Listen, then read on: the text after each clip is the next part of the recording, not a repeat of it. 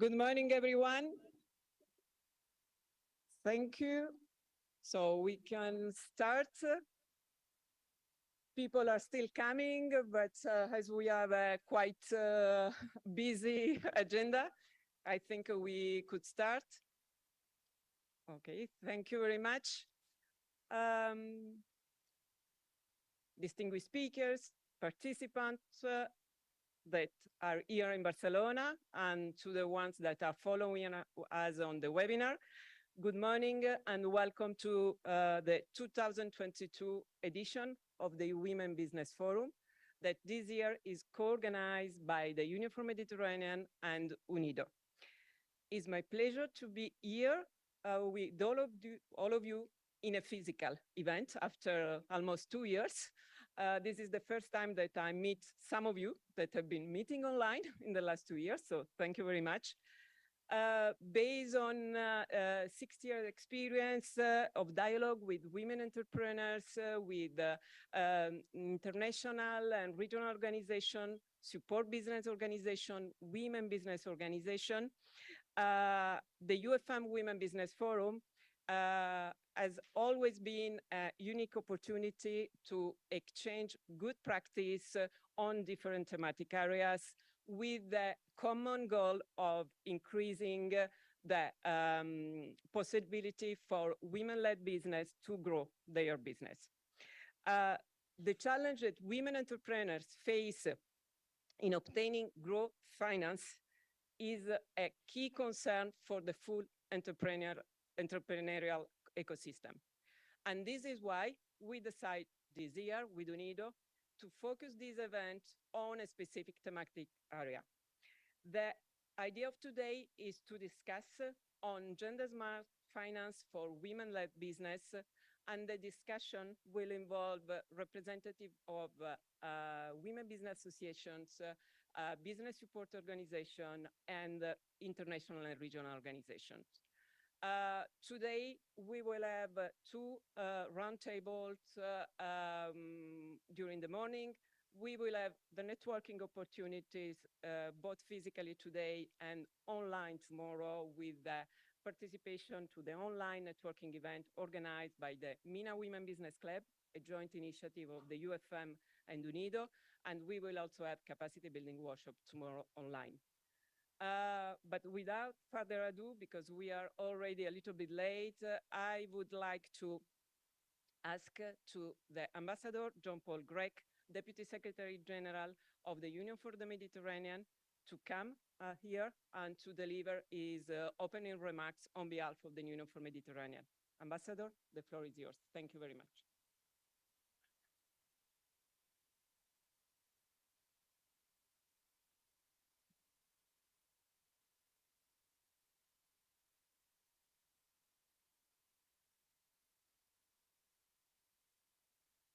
Distinguished speakers, dear participants, good morning. It is indeed a privilege to welcome you all here at the House of the Union for the Mediterranean for this year's edition of the UFM UNIDO Women Business Forum. I hasten to express my deepest gratitude to UNIDO, not only for their fruitful collaboration in organizing this important event, but also for their active and ongoing engagement in UFM activities, which is very much appreciated.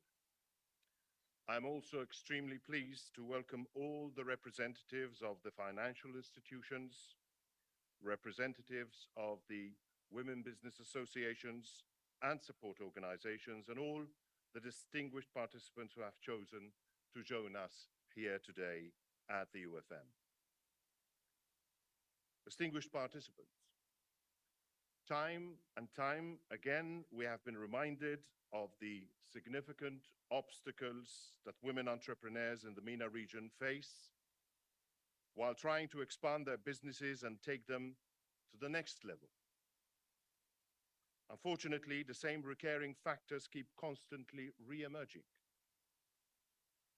These include the regulatory environment, laws, public order, culture, and social norms, all of which represent major barriers to women's entrepreneurial development. Moreover, when it comes to the financial capabilities, women do not enjoy equal opportunities to innovate, upscale and grow, or else create wealth through equity funding. Despite all this, data confirms that when funded, women entrepreneurs perform equally well as their male counterparts, sometimes even better. This year's UFM Women Business Forum shall engage us to discuss these very topical issues with a double focus, namely to share good practices and to find and implement disruptive new models effective enough to unlock women's access to finance. Distinguished participants, since current investment and financial models are failing female investors, one is bound to explore innovative options. Financial technology and alternative financing could very well be transformative, provided that the appropriate legal and institutional frameworks are in place, not only by facilitating the financing and growth of women-led SMEs in the region, and therefore improving the labor market as a whole, but also by accelerating the process to achieve critical sustainable development goals. In this sense, regional institutions and key actors should pay particular attention to the needs of women and reinforce efforts towards removing formal legal barriers that have prevented women entrepreneurs from owning and operating businesses or have lowered their effective and impactful participation in formal cross-border trade. For this purpose, a gender-smart financing approach is required, such as, for instance, gender-lens investing.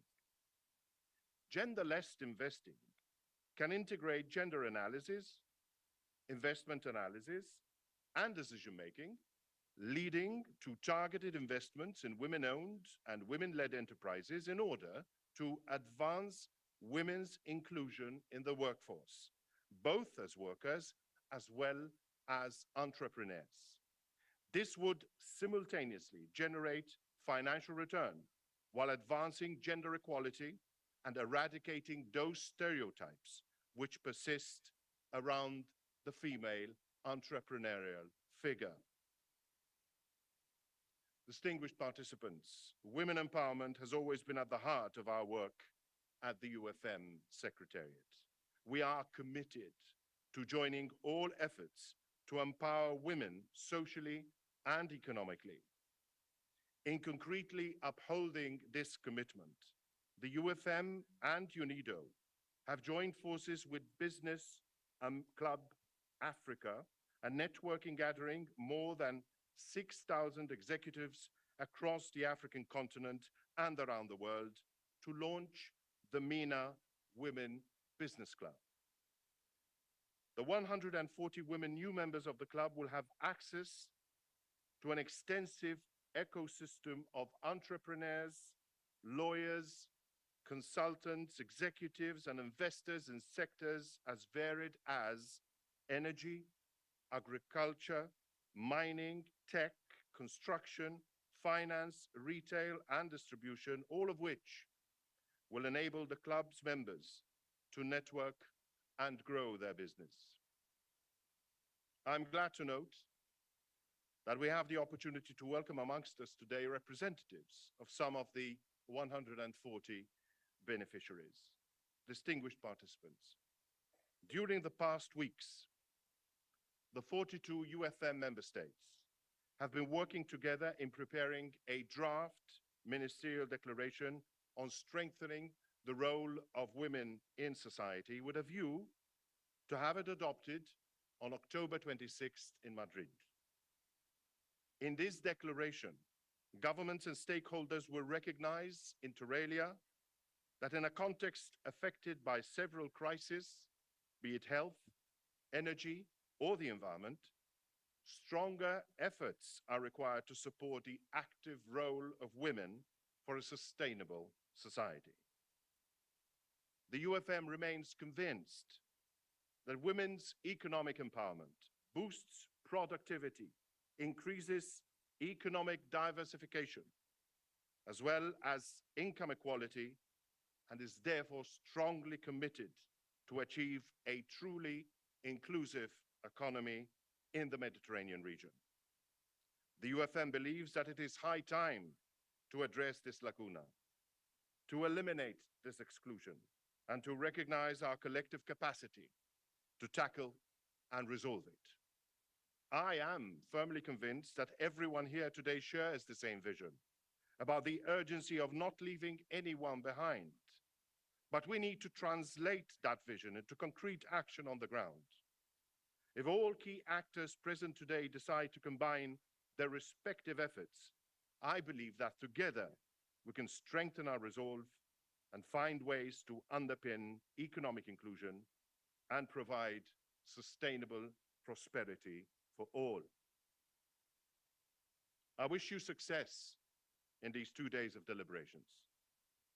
I also strongly encourage you to get to know each other, to network effectively, and seek to fulfill the ultimate objectives of this year's Women Business Forum. Thank you very much.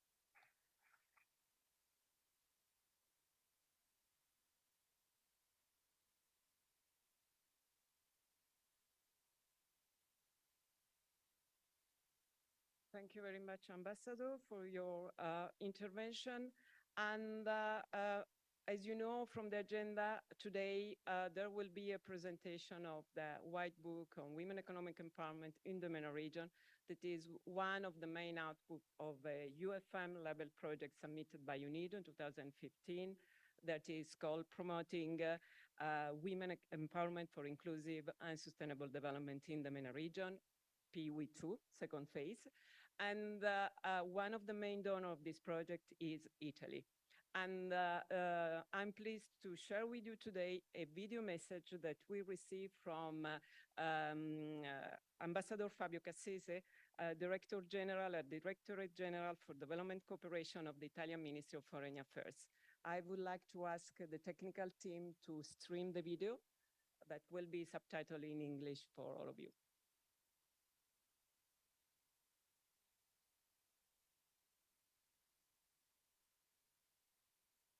Mr. Ambassador John Paul Grech, Mrs. Cecilia Ugaz Estrada, distinguished guests. Thank you very much for the invitation. It's a great honor for me to participate to the opening session of this event, co-organized by the Union for the Mediterranean, UFM, and United Nations Industrial Development Organization, UNIDO, in the framework of the UFM lab-led project promoting women's empowerment for inclusive and sustainable industrial development in the MENA region, PWE. The Women Business Forum 2022 is a result of the steadfast and excellent collaboration between UFM and UNIDO in the framework of the promotion of women empowerment. Ladies and gentlemen, the MENA countries, women empowerment and private sector development are among the top priorities of the Italian development cooperation strategy, and UNIDO is a crucial partner of the Italian cooperation in the effort to achieve the objectives of the Agenda 2030, in particular for SDG 9 and 5, addressed by PWE project. In this framework, I would like to emphasize Italy's overall long-term commitment to private sector development in the MENA region, through the provision of several credit lines for small and medium enterprises with the related technical assistance projects in Egypt, Jordan, Morocco, Palestine, and Tunisia. This should allow strong synergies between the UNIDO PWE projects and our bilateral financial instruments in a design to facilitate access to credit for women-led companies, one of the critical challenges for women entrepreneurs. The aim of the Italian development cooperation is to support women economic empowerment, particularly in the manufacturing sector, for a sustainable socio-economic development of the MENA region. Projects like the PWE have proven to have an impact on the entrepreneurial ecosystem and should be replicated and scaled up by the donors community. In this framework, we have welcomed the contribution made by the Principality of Monaco to PWE in Tunisia through the good offices of the UFM. Italy has provided a continuous support to the PWE project since the start of its first phase in 2015 through a funding of 1.5 million euros and a further contribution of 450,000 euros for the refinancing of the second phase. I would like to highlight the originality and sustainability of this project, thanks to its focus on dynamic women business associations in the 7 target countries. Thanks to the extensive capacity building and investment promotion programs implemented by the project, the women business associations have been empowered to become solid agents of change in the entrepreneurial ecosystem. The project is also aimed at addressing the major constraints in access to finance, thus promoting the gender-smart financing to unlock women's entrepreneurial potential in the MENA region. I would finally like to welcome the drafting of a UNIDO PWE white paper on women entrepreneurship in the MENA region, in which good practices for supporting female entrepreneurship development are identified, and which shall ultimately lead to a set of specific recommendations for future projects in this area. Ladies and gentlemen, I am sure that this 2-day event, organized by the UFM and UNIDO in such beautiful locations such as Barcelona, will be a success and will lead to new and innovative solutions for women entrepreneurship development in the MENA region. Thank you very much for your attention. Thank you very much also from our side to the representative of Italian Ministry of Foreign Affairs. Thank you very much to Nido to bring it to us today. And as we have been talking a lot about UNIDO, I'm now the pleasure to ask to Dr. Cecilia Ugase Estrada, the Director at Gender Equality and Empowerment Women Office and Special Advisor and Office of the Managing Director of UNIDO for opening remarks. The floor is yours.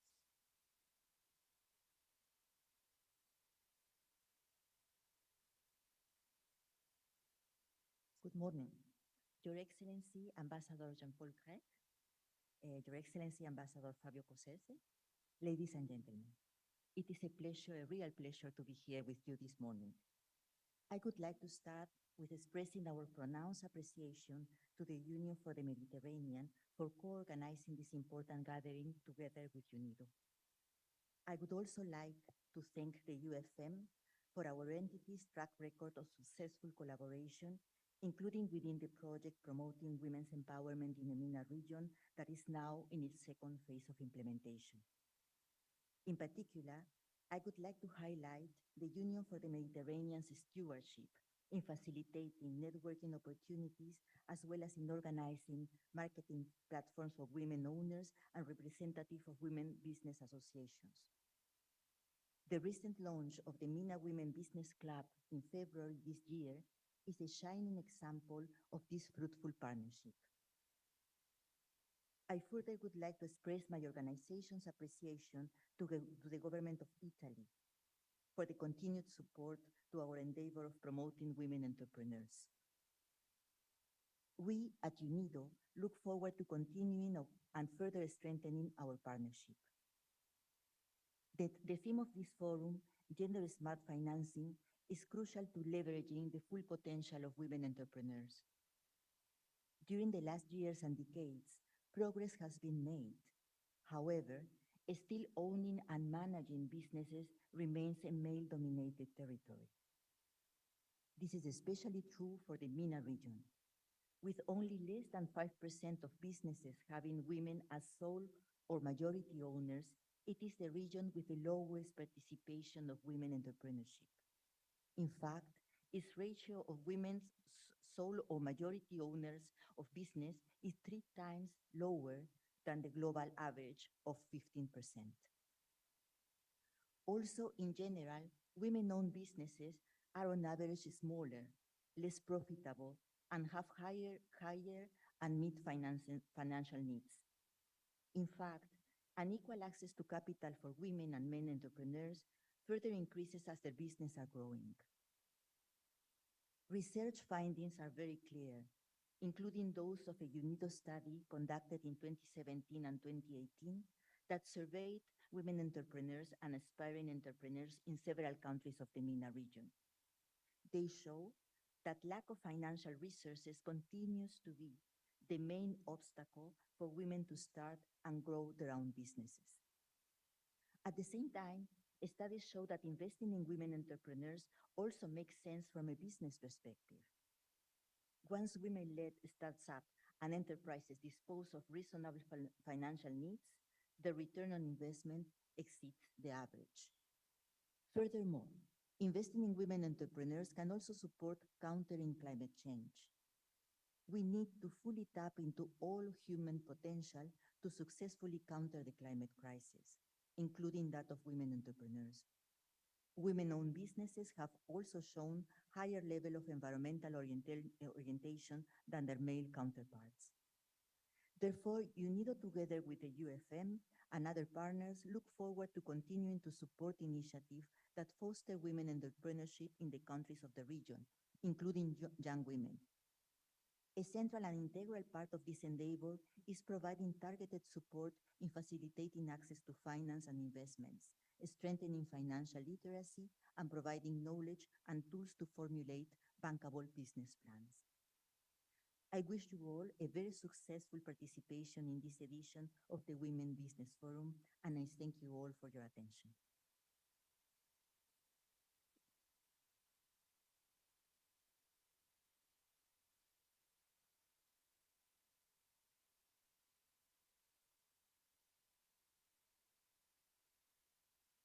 Thank you very much, not only for your work, but for all the successful cooperation in these 5-6 years with the Union for Mediterranean. And now we will start the more technical part of our event. So I'm glad to leave the floor to Dr. Nela Amara, that I don't see. Okay, thank you very much. And she will introduce us on the main key finding of the white paper 2022 on women economic empowerment in the MENA region. And she will share a PowerPoint with us. The floor is yours. Thank you, Anna. Good morning to all. I'm really glad we have finally the occasion to meet again after more than 2 years apart, let's say. I don't know if my PowerPoint is ready. So as Anna was mentioning, we've been implementing since 2015 this project in the MENA region, promoting women's empowerment for inclusive and sustainable industrial development in the MENA region, which nickname, let's call it that way, is PIWI, much more easier for us all. So this project has been ongoing since 2015. There has been 2 phases. Phase 1 and phase 2. And after 2 phases and 7 years of implementation, we stopped a while and said, okay, what are the takeaways? What are the good practices that we learned across the years and the knowledge we accumulated on entrepreneurship and female entrepreneurship in the MENA region? Let's think about what we can bring forward, and let's think about the future and what we will be doing in the future with all that knowledge we have accumulated. And that's how the white paper idea was born. And actually, the white paper is a work in progress. We will take advantage of this gathering together with the women business associations from the MENA region, which I thank for being here today, to collect also your recommendations for future endeavors to support female entrepreneurship in the MENA region. So very quickly, for those maybe who don't know very well UNIDO, I'll be very brief, but UNIDO is the UN specialized agency, which mandate is to promote industrial development in a sustainable way, an environmentally sustainable way to promote and to reduce poverty. UNIDO's mandate is fully recognized in SDG 9, but obviously in a cross-cutting way, we address a series of other SDGs, such as obviously SDG 5, dealing with women's empowerment, and also SDG 1 on reduction of poverty. How we intervene. So we have, four strategic priorities at UNIDO: advancing economic competitiveness, creating shared prosperity for all, strengthening knowledge and institution, and safeguarding the environment. How do we do that? We offer technical cooperation. We produce analytical studies. We have also normative functions. And finally, we also promote convening and partnerships such as this one we have with the UFM. Now, very quickly, our project, PIWI. So PIWI started, as I said, in 2015. The originality also of the endeavor is that it came from a request, a direct request from women business associations across the region, asking us to support them in promoting female entrepreneurship in the region and building their capacity to do so, obviously with the support of the respective governments from 7 countries: Morocco, Algeria, Tunisia, Egypt, Jordan, Lebanon, and Palestine. There has been, as I said, 2 phases, and I must here thank also the Italian government, who has supported us across the years on this project, and lately also the Principality of Monaco, who funded a component of the project to support female entrepreneurs in the natural cosmetics value chain in Tunisia. PIWI has been at the forefront of best practices. We tried many things. Some did work, some worked less, okay? But that's the way it is. I mean, we always try and we see what works. And we correct if it doesn't work. But if it works, it's worthwhile saying it and continuing that way. One of the best practices of the PIWI project was to intervene in a holistic way. We know that female entrepreneurship is a multifaceted issue. I mean, or the challenges, let's say that way, are multifaceted. So the intervention was at 3 levels. Macro level, we've promoted the policy dialogue, we've created knowledge, we shared knowledge. I'll come back to this afterwards. We intervened at the meso level, and our intervention relied mostly on this partnership we've built with the women business associations across the region, that we considered being as the main agent of change and transmission of change upstream at the policy level, downstream at the micro level to the entrepreneurs. And at the micro level, obviously, we intervene to support or to strengthen the capacities of women business associations, so for them to provide better and quality business development services to their members. Among our best practices, as I said, was the fact that we produced during the years first-hand data. We collected first-hand data through many surveys and produced data analysis on the topic of female entrepreneurship. One of the major problems that we have is that female entrepreneurship is not very well documented. No data, close to no data. The definition of what is a woman entrepreneur varies across the 7 countries. So basically, we have few or little ground for sound analysis of the situation. So we conducted our own surveys. And across the years, so we published, we did a fully fledged, I mean, it's complete research on the challenges faced by women entrepreneurs in the MENA region, based on a survey of more than 1,400 women entrepreneurs in the region across the 7 countries. We've published it in 2017, and you have some copies if you're interested, waiting for you in here. We've produced also a complete analysis, gender-sensitive analysis of value chains in the 7 MENA countries.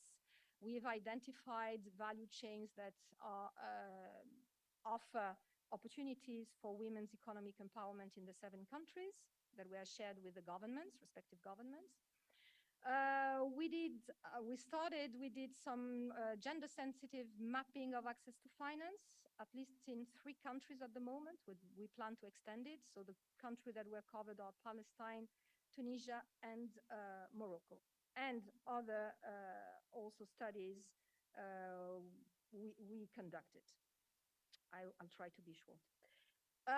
Those studies were useful to the Women Business Association. I don't know if I don't see my screen, so okay. So those studies were instrumental to some Women Business Association. Thank you. Easier for me to know where I am. Okay, great. Those studies were instrumental to some associations, such as in Tunisia. As you can see, the testimonial of our partner in Tunisia. Basically, they used the results of the study to advocate for equality in inheritance. Because as you know, one of the major problems when it comes to access to finance is the fact that women do not have collaterals to offer banks. Why? It's linked also to inheritance laws and property laws.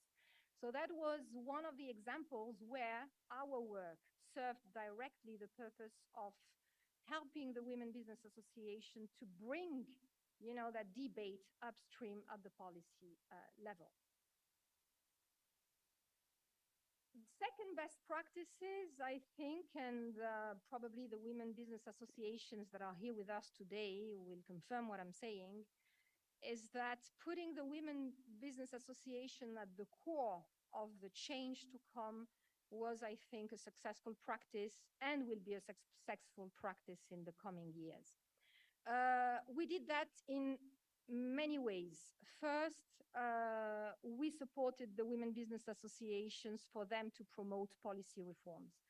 Thanks also to the Union for the Mediterranean, the women business associations were involved in policy dialogue at regional level, and their recommendations, for instance, were included in the 2017 Ministerial Declaration on Women in the Society. So this is also thanks to our partnership with the UFI. We've also provided capacity building for them to be able to support their members in terms of access to finance and access to markets. And finally, we've promoted them as hubs of investment promotion in their respective countries. Finally, third best practice, and I had to say it, is that fruitful collaboration we have ongoing with the Union for the Mediterranean since 2015, where the project was labeled. For me, for us, it's a fruitful collaboration because not only we had this collaboration at policy level, but that collaboration shifted along the years to become a collaboration in implementing some activities, and our joint baby, let's call it that way, is the MENA Women Business Club. So, I mean, we complement each other, and I think together we did a great job to promote female entrepreneurship in the MENA region. So what's to come now? As I said, we are publishing this, we are preparing this white paper. We should publish it in September. The white paper aims at identifying a roadmap for the future.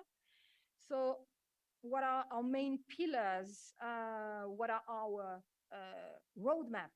It's UNIDO's roadmap. I don't have the pretension to say it's everybody's roadmap. So first, obviously, it's to continue working at triggering this structural change to make a better place for women in the MENA societies.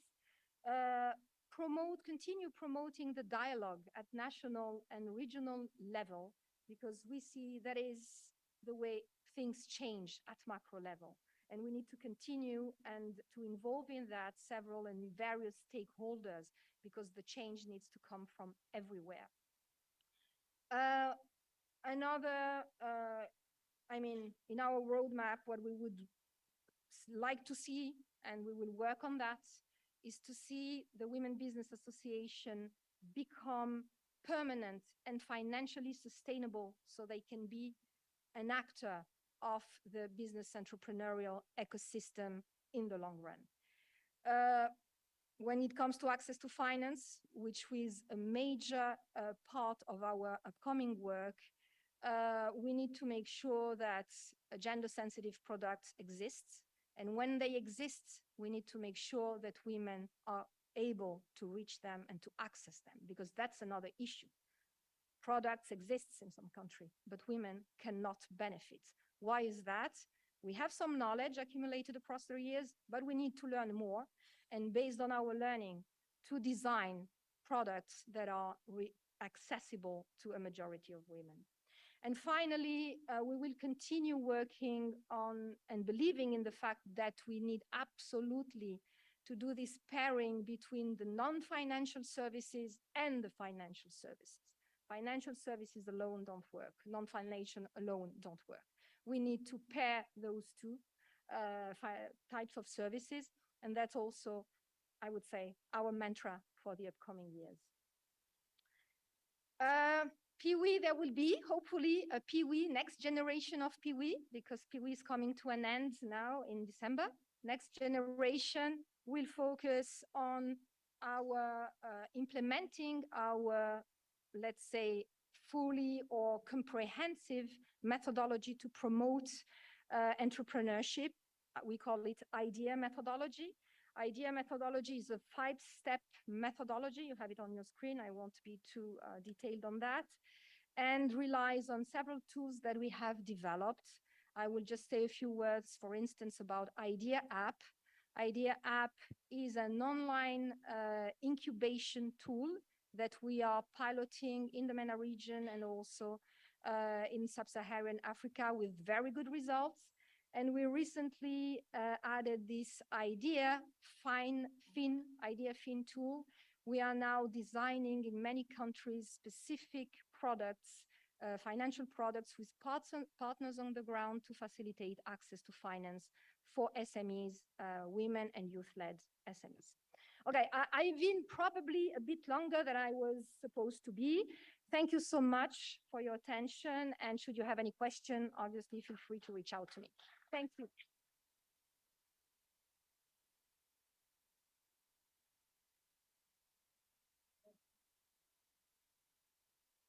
Thank you very much, Nila. And thank you very much, not only for the presentation, but all the work you have been doing in these last 5 years. Thank you for quoting the Union for Mediterranean. And now we will start the more technical discussion. As I said before, we will have 2 panels. The first one will be devoted to the topic of alleviating barriers to entrepreneurial success and access to finance. And I'm pleased to leave the floor to the moderator of the panel, Mrs. Serena Romano, UNIDO expert, and she'll introduce all the speakers. Thank you very much.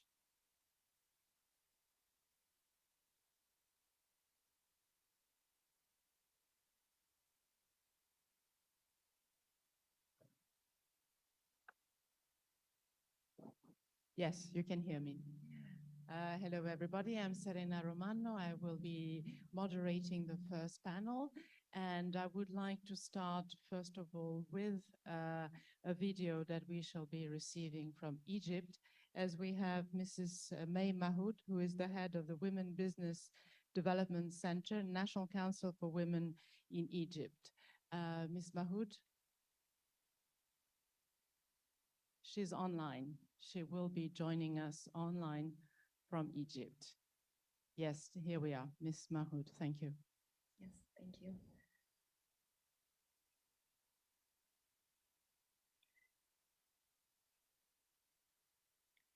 Good morning, distinguished attendees. I would like first to thank UFM and UNIDO for organizing this fruitful networking event, engaging different business expertise to discuss and recommend actions towards women's financial and entrepreneurial ecosystem development. Women-owned businesses are a major force in the economy, not only in Egypt, but globally as well. Therefore, we must focus on understanding the barriers to their growth and development, in addition to proposing the practical solutions that are emerging from women's voices together with the innovative technical practices. In order to support women's access to finance, we shall encourage innovative digital technology and solutions and set regulations together with addressing women's perceptions and financial behavior. One of the largest barriers to women's access to finance is their fear of dealing formally with banks, for example. In order to tackle such social norms and fears, in Egypt, we have launched a media campaign dedicated to financial inclusion and raising awareness towards financial channels and cultural understanding.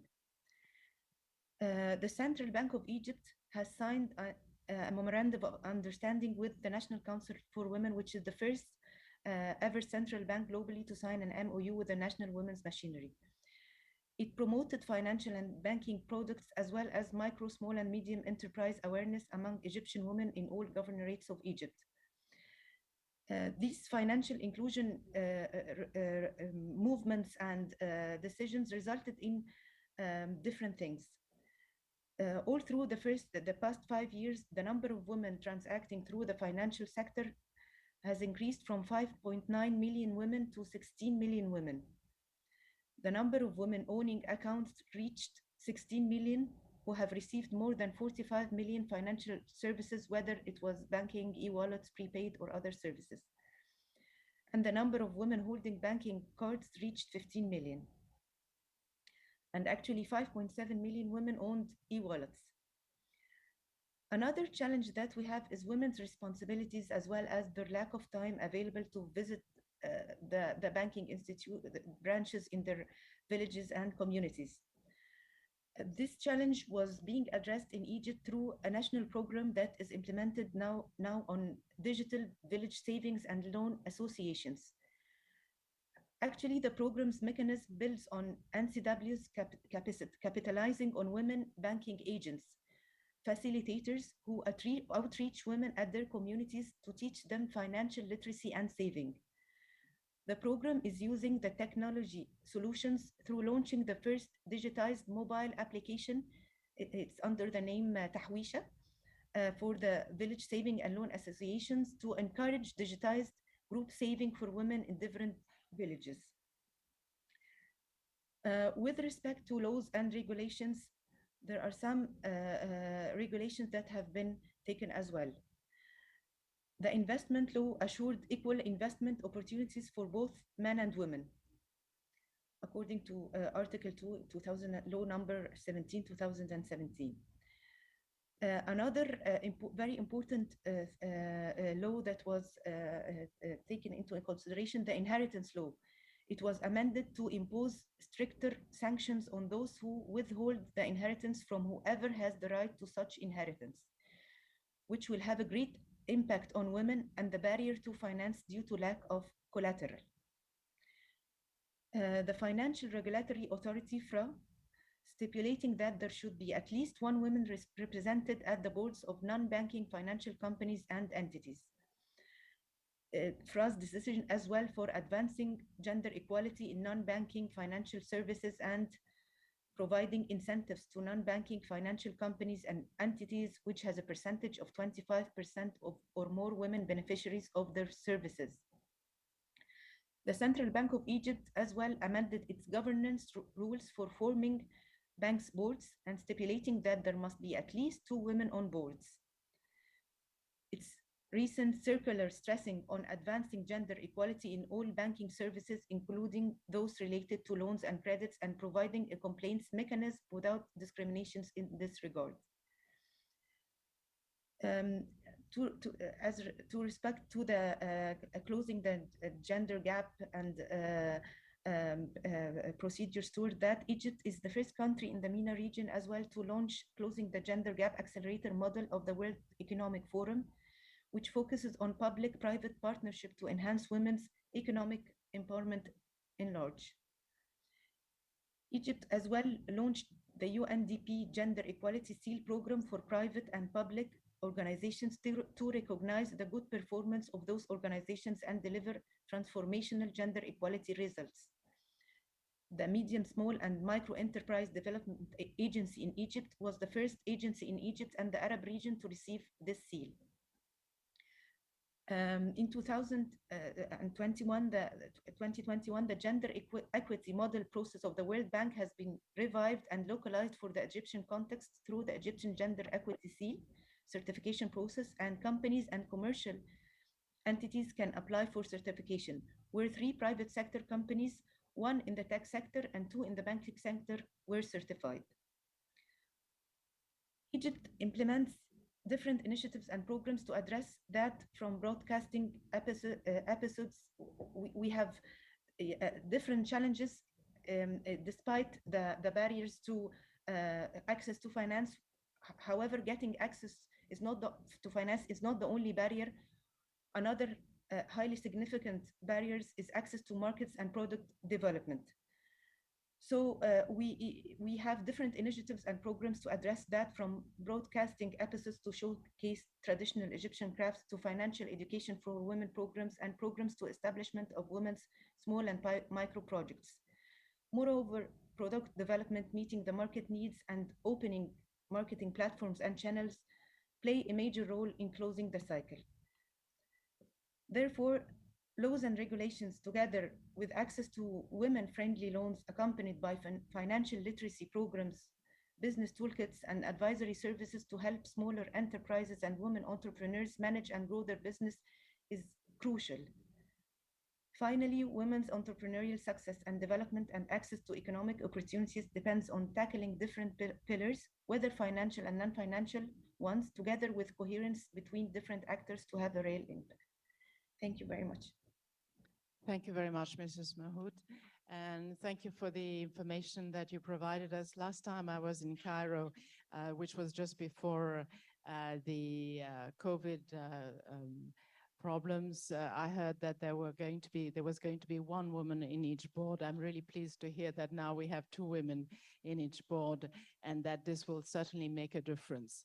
I'm also very impressed with the fact that you have 16 million users of financial services. This will definitely change the game. I am now pleased to welcome our distinguished speakers. We have Gaëlle Ferrand, who is joining us from the OECD. She is coordinating the Women Economic Empowerment Forum of, please Gaëlle, of MENA and OECD. We have Madame Melika Karid, Director General of the Promotion of SMEs in the Ministry of Industry, Mines and Energy of Tunisia. We have Dr. Yomana El-Sheridi, who is the founder and managing director of the Special Food Industry. She's also the head of a very dynamic business women association in Egypt. We have Ms. Doa Wadi. Doa, thank you for joining us, Executive Director of the Business Women Forum in Palestine. We have the voice of the banks from Ms. Ana Diaz Fontana. Thank you for joining us, Ms. Fontana. She's the Executive Director of Business and Entrepreneurs at the CaixaBank, wherever you like, wherever. It's free sitting. And, and we have a gentleman. Yes, he is here. Thank you very much. Roger Albignana, you were hiding with the other gentlemen. I know you're all very shy, but please, we're very kind. Don't worry. So thank you for joining us, everyone. So thank you for joining us. We will start with the OECD. Gaëlle, we've mentioned that you are coordinating the gender program for the OECD and on global relations and cooperation, and you work, in fact, with both private and public sector stakeholders. You believe, rightfully so, in strong policies that require an evidence-based considering the economic and social impact on populations. So my question is really, what does data tell us about the nature of the barriers that women entrepreneurs have to face in the MENA region when they access finance?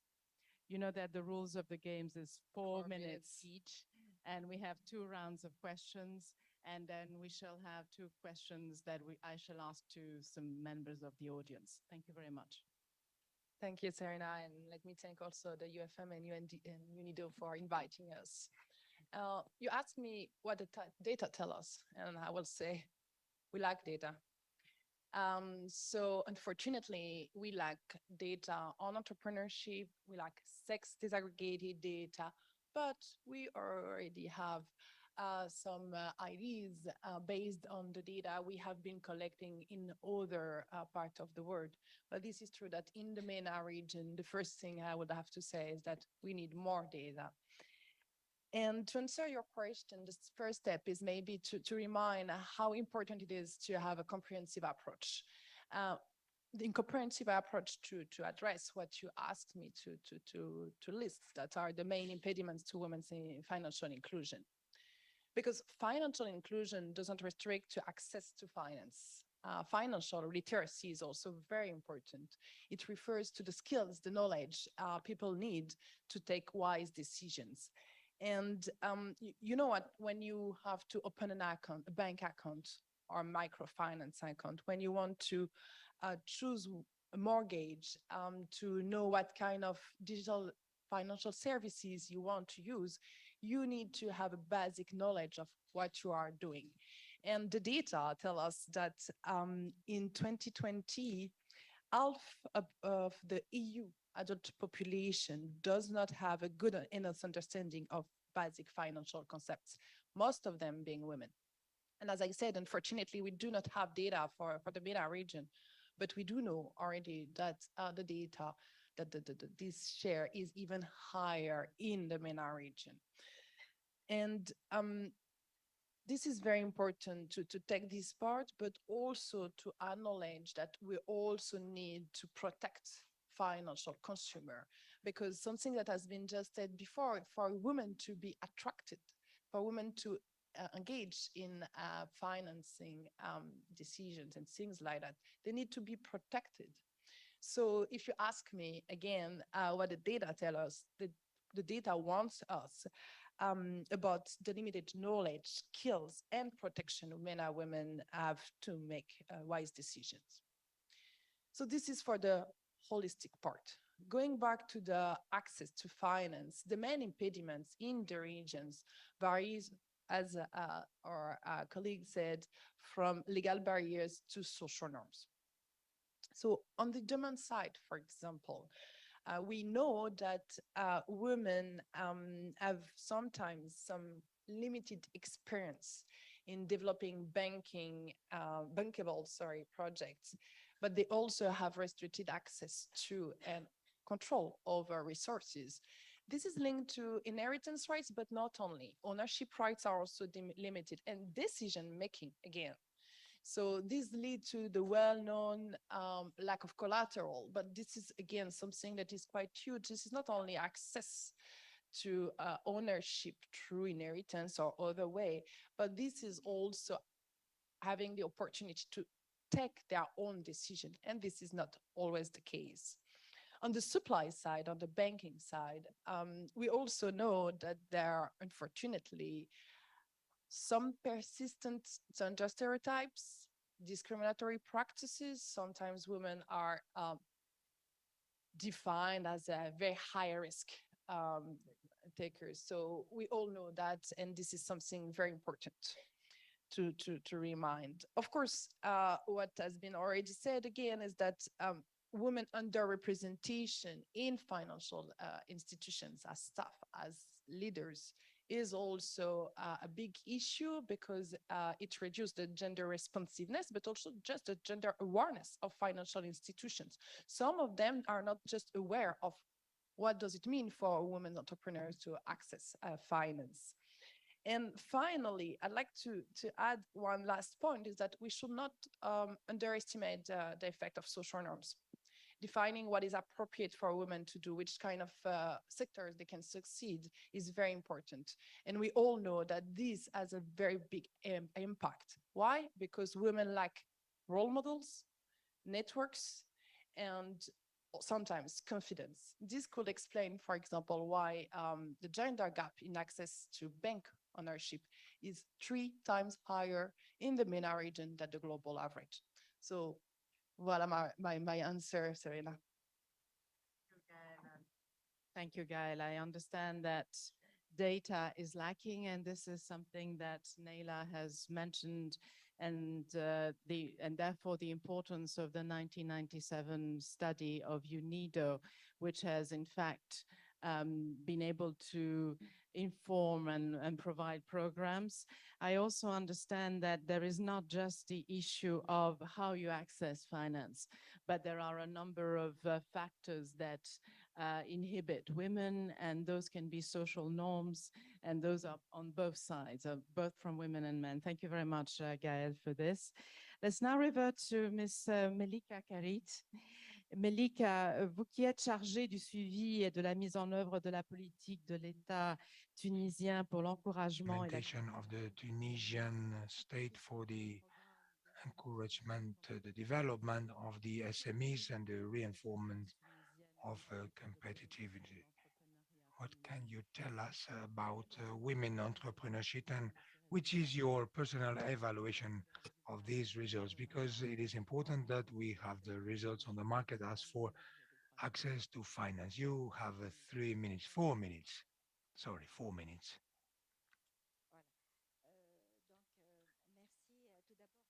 Thank you. Allow me to thank all our partners for having invited me to give me the occasion to share with you this workshop. What we what is to be noted in Tunisia, there are several initiatives and programs of women leadership and investments on gender-based investments. And we are starting to develop an environment that encourages the creation and development of companies who belong to women. The women empowerment was not at the height of the leverage of this economic launch in our country. Many efforts were done at the level of accompaniment of awareness, technical assistance, but not enough at the level of access to finances, which shows the importance of our meeting today to try to make some improvement proposals so the environment for the women entrepreneurs are more productive and more favorable. But we have to still keep working at the institutional framework. And last but not least, the governance. We have to highlight that our national strategy for the development of women entrepreneurship in coherence with the strategy of national development. This should allow us to have more visibility, to be able to adjust, to adapt, and it will be a main axis to draw um, realistic policy which will be structured according to our industry. I am representing the value chain, networking, reuse, and investment. That is what I had to say. Thank you. Thanks for sticking to this 4 minutes schedule. You were joining Gael's question as for the environment approach, and there is this matter of the value chain that was mentioned by the law at an industrial level. But no, You are, in fact, the founder and managing director of the Special Food Industry International. We know that you are a successful association leader, very dynamic. And so we would like you to share your experience with us on especially the non-financial barriers, because we've been talking about the financial barriers, and we would like to know what women, in fact, have to endure when accessing also finance. Let me touch quickly on the financial barriers as well, because as much as the client is gender blind, the banks are gender blind.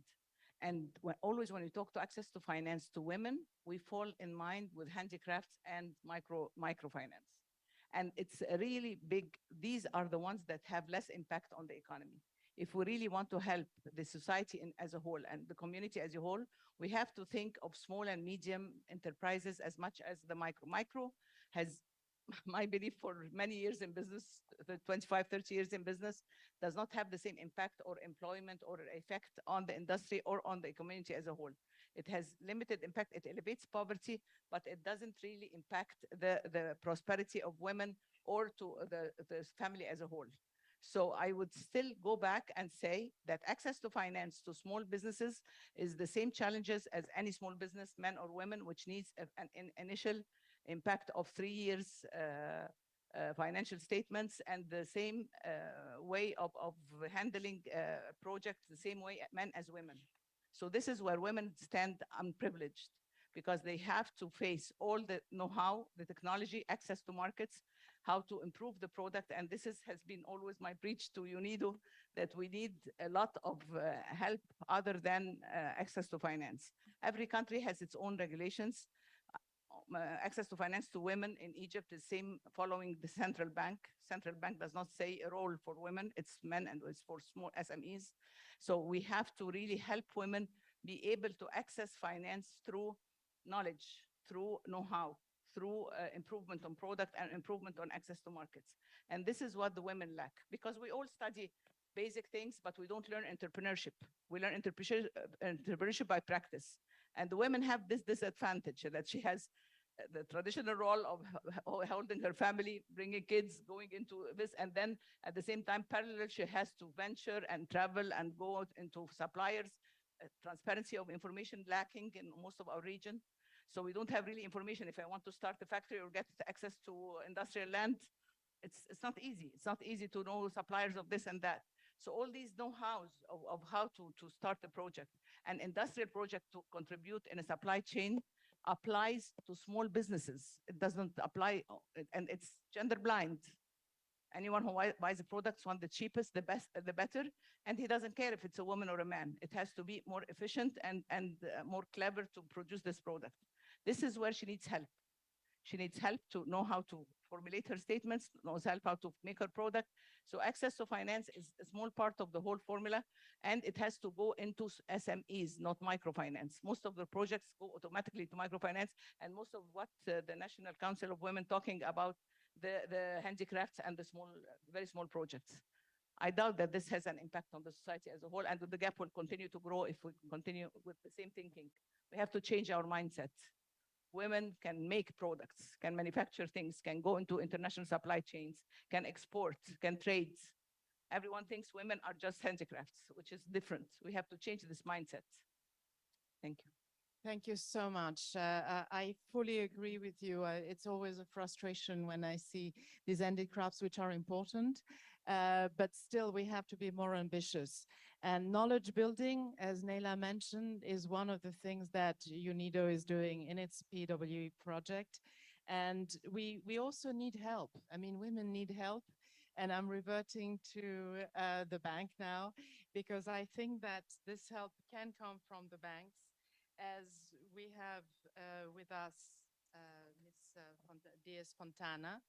And you are the executive director of business and entrepreneurs at the Caixa Bank, where women occupy more than 40% of managerial positions, as well as 40% of the board of directors positions. You're also a pioneer in artificial intelligence, but we'll talk about that a little bit later on. And these are really impressive numbers. We heard that Egypt is coming up, but I mean, this is really impressive. Congratulations.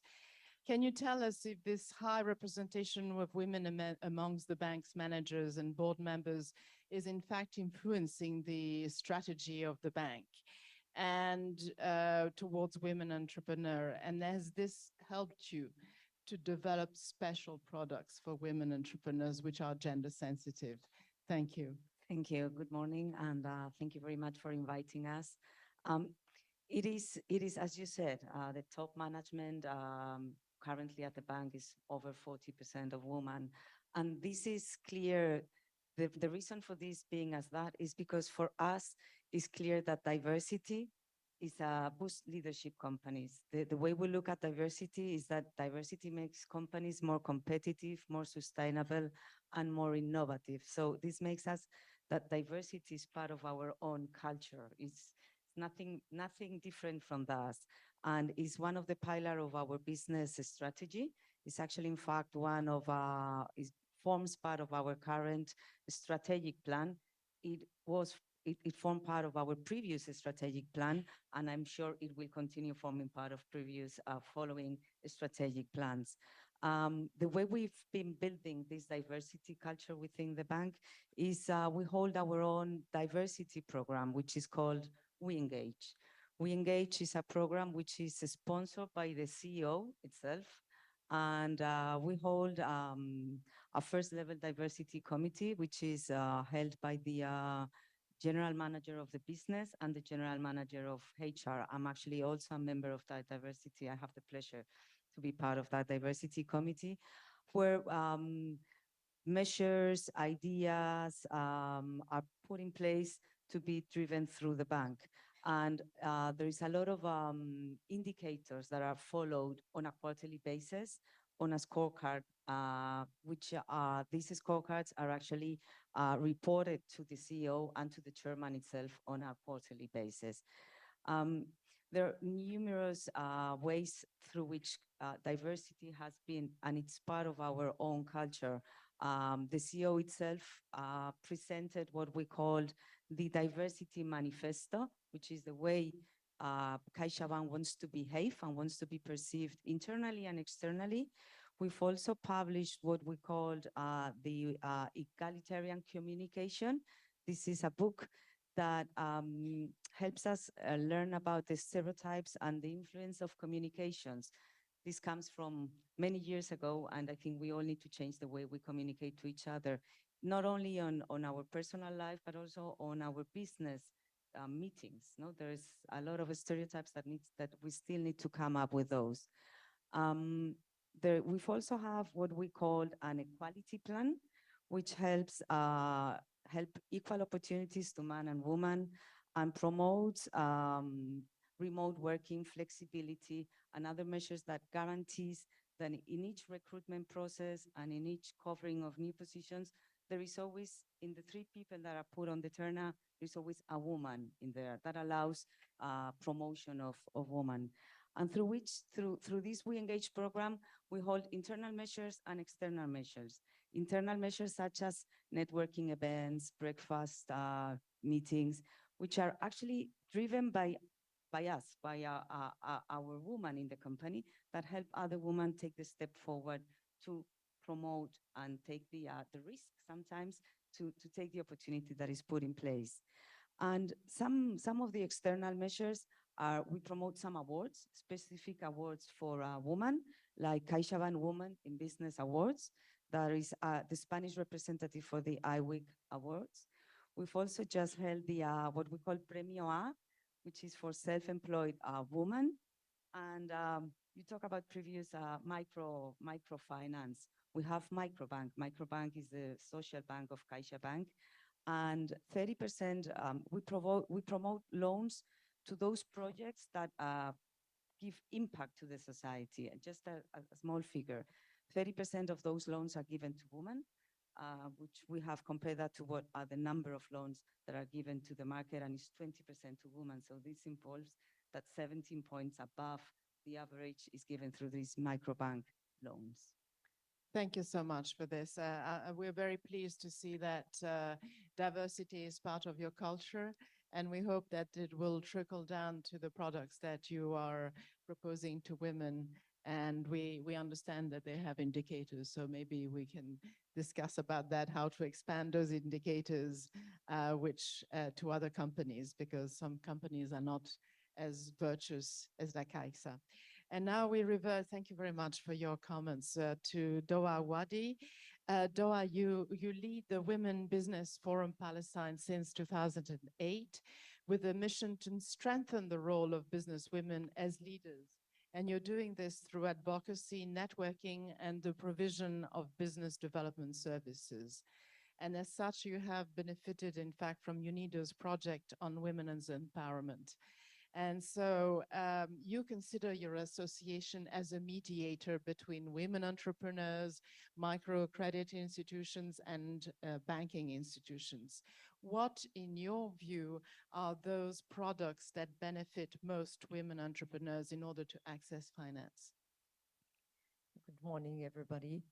You know, Serena, as a Businesswomen Forum, as an NGO, a local NGO in Palestine, we try always to assist and reach women to empower them economically, which makes it the uniqueness of the approach that we work through the last 15 years. We try to teach these women how to be great shoppers, financial shoppers. Women in business, they're so smart, but still they are afraid to do the good move towards the financial products.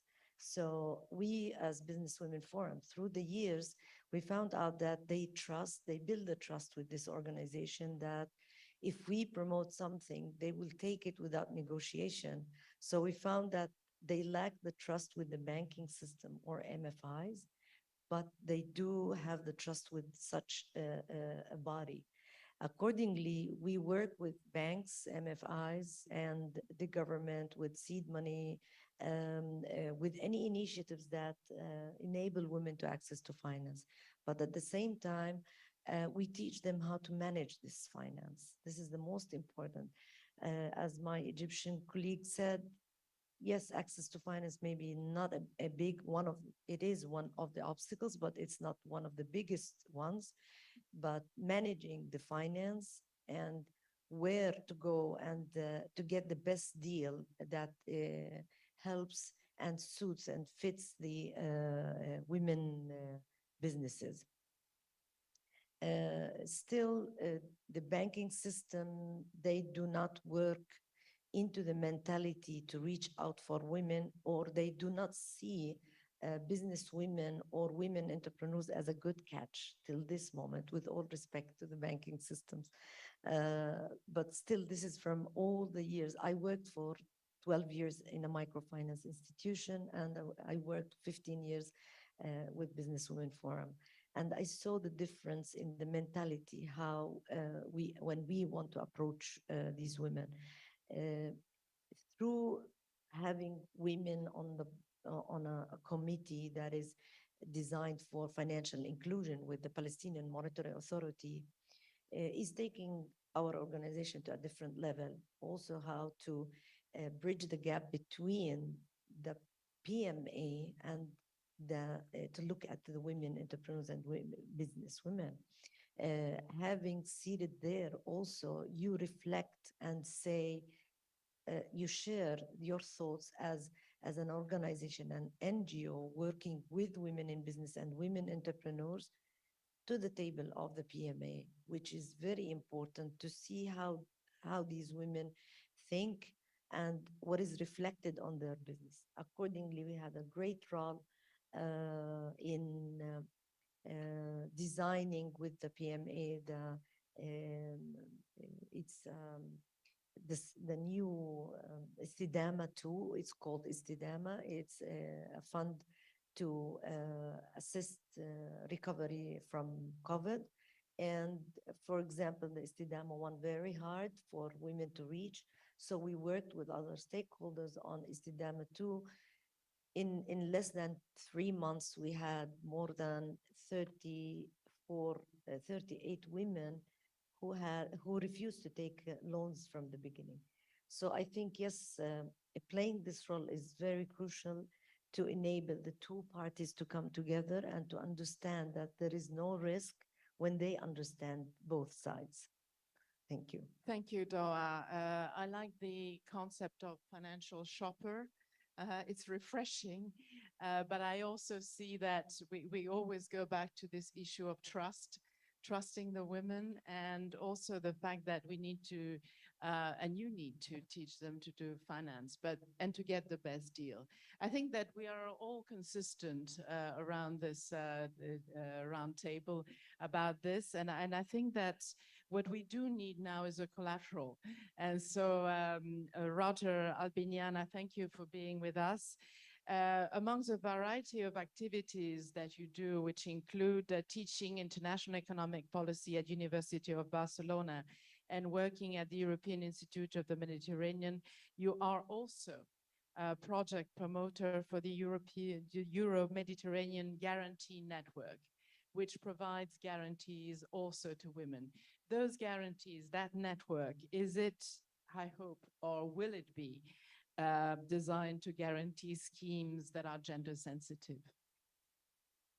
Well, thank you. Thank you so much, Serena, first of all, and I'd like to congratulate the organizers, both the UFM and UNIDO, because the way you have conceptualized the program of this conference shows that you expect from us some sharp policy recommendations and conclusions. So I really hope that you will succeed, and also praise the work of the UFM in their mission to strengthen the role of women in society, because you are such a small team and you do such a variety of initiatives and activities, and I think it has to be underlined. So thank you, Ambassador, and also Anna, for the work that you do on a particularly critical issue, because in the region we face a structural discrimination of women, and it also happens in the field of women entrepreneurs.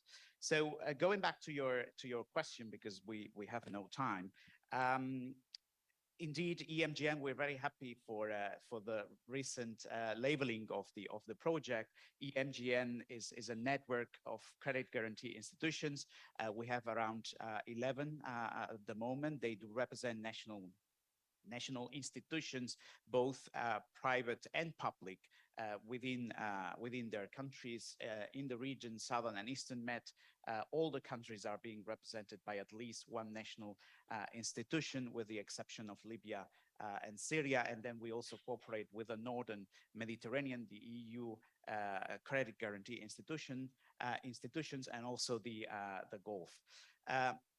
Credit guarantee institutions, where they are there, and in Europe they have a strong tradition to intermediate between the banking sector and the MSME sector. You know, the hard difficulties, and many of you have referred to the hard difficulties for MSMEs to access to finance. So basically, what they do, these credit guarantee institutions, is to intermediate as to alleviate the difficulty to access to credit, and therefore what they try is to mitigate the systemic risk that exists in such operations. So at the end of the day, EMGN, what it aims is to basically bring or to entail a multiplying effect, that via these institutions we can actually increase and enhance access to credit for MSMEs in the region. Do we have a gender sensitive approach? Well, yes, of course, we do target specifically women-led enterprises or micro enterprises. I will give you some examples. For instance, a credit guarantee company in Egypt has established higher coverage ratios for micro and women-owned businesses. FGAR, which is the credit guarantee institution from Algeria, which has very hard difficulties for companies to access to credit there. It has established higher guarantees for companies' creation stage, and differentiated coverage is applied between physical investment and working capital loans. And then probably there is a unique case in Tunisia, and I think our Tunisian colleague will refer to it, with the Tunisian Solidarity Bank, which already in 2020, it decided to establish a credit line for women, and then Sotugar, which is a credit guarantee institution from Tunisia, is actually giving automatically guarantees, issuing guarantees to all these women organizations or enterprises that are asking for these credit lines. Is this enough? All these programs, all these guarantee products, are these enough to address the issue that we are discussing here? Well, clearly not. I mean, it is not enough. Why? Well, perhaps due to socio-cultural reasons. That is easy to say, difficult to prove.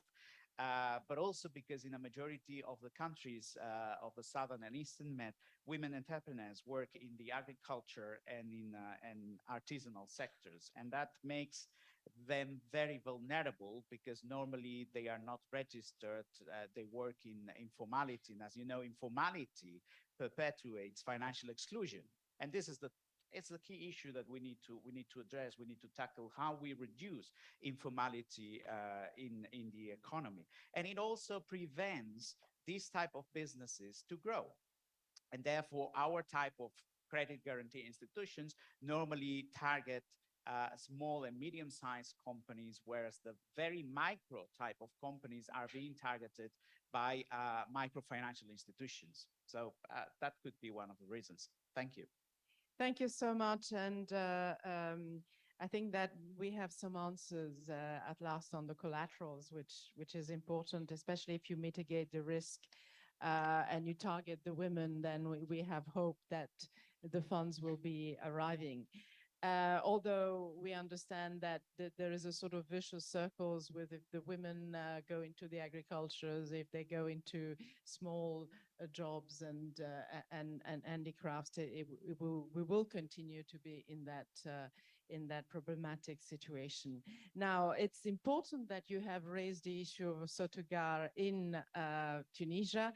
We are getting into the second part of the questions, which I'm asking specifically now to give us recommendation for UNIDO's white paper, because we would like to hear from you what you think should be done on those issues. And Madame Melika, je voulais vous demander, en fait, puisque nous parlions justement du Sotugar, qui a étudié la mise en place. We are talking about the specific warranty funds for women Sotugar to improve success to financial sources. This initiative, do you think it's a session we are all in agreement regarding that? How do you think that eventually we could find some solutions that would be proposed to women with regards to that? Thank you. Vraiment, on a mis le doigt, je crois, sur le vrai problème. Yeah, I think that we are tackling the true problem of access to finance. And actually, this warranty is considered the main problem. This guarantee is the key element to access finance sources, financial sources. And with this Sotugar, with this program, we had a protocol that was signed with the Ministry of Women in order to boost and to mobilize specific warranty line, which is not yet being implemented, which is taking time to be implemented because financially speaking, it works for both public and private lines. But this problem will be eventually solved with the digital inclusion, the launch of the digital lines and sources.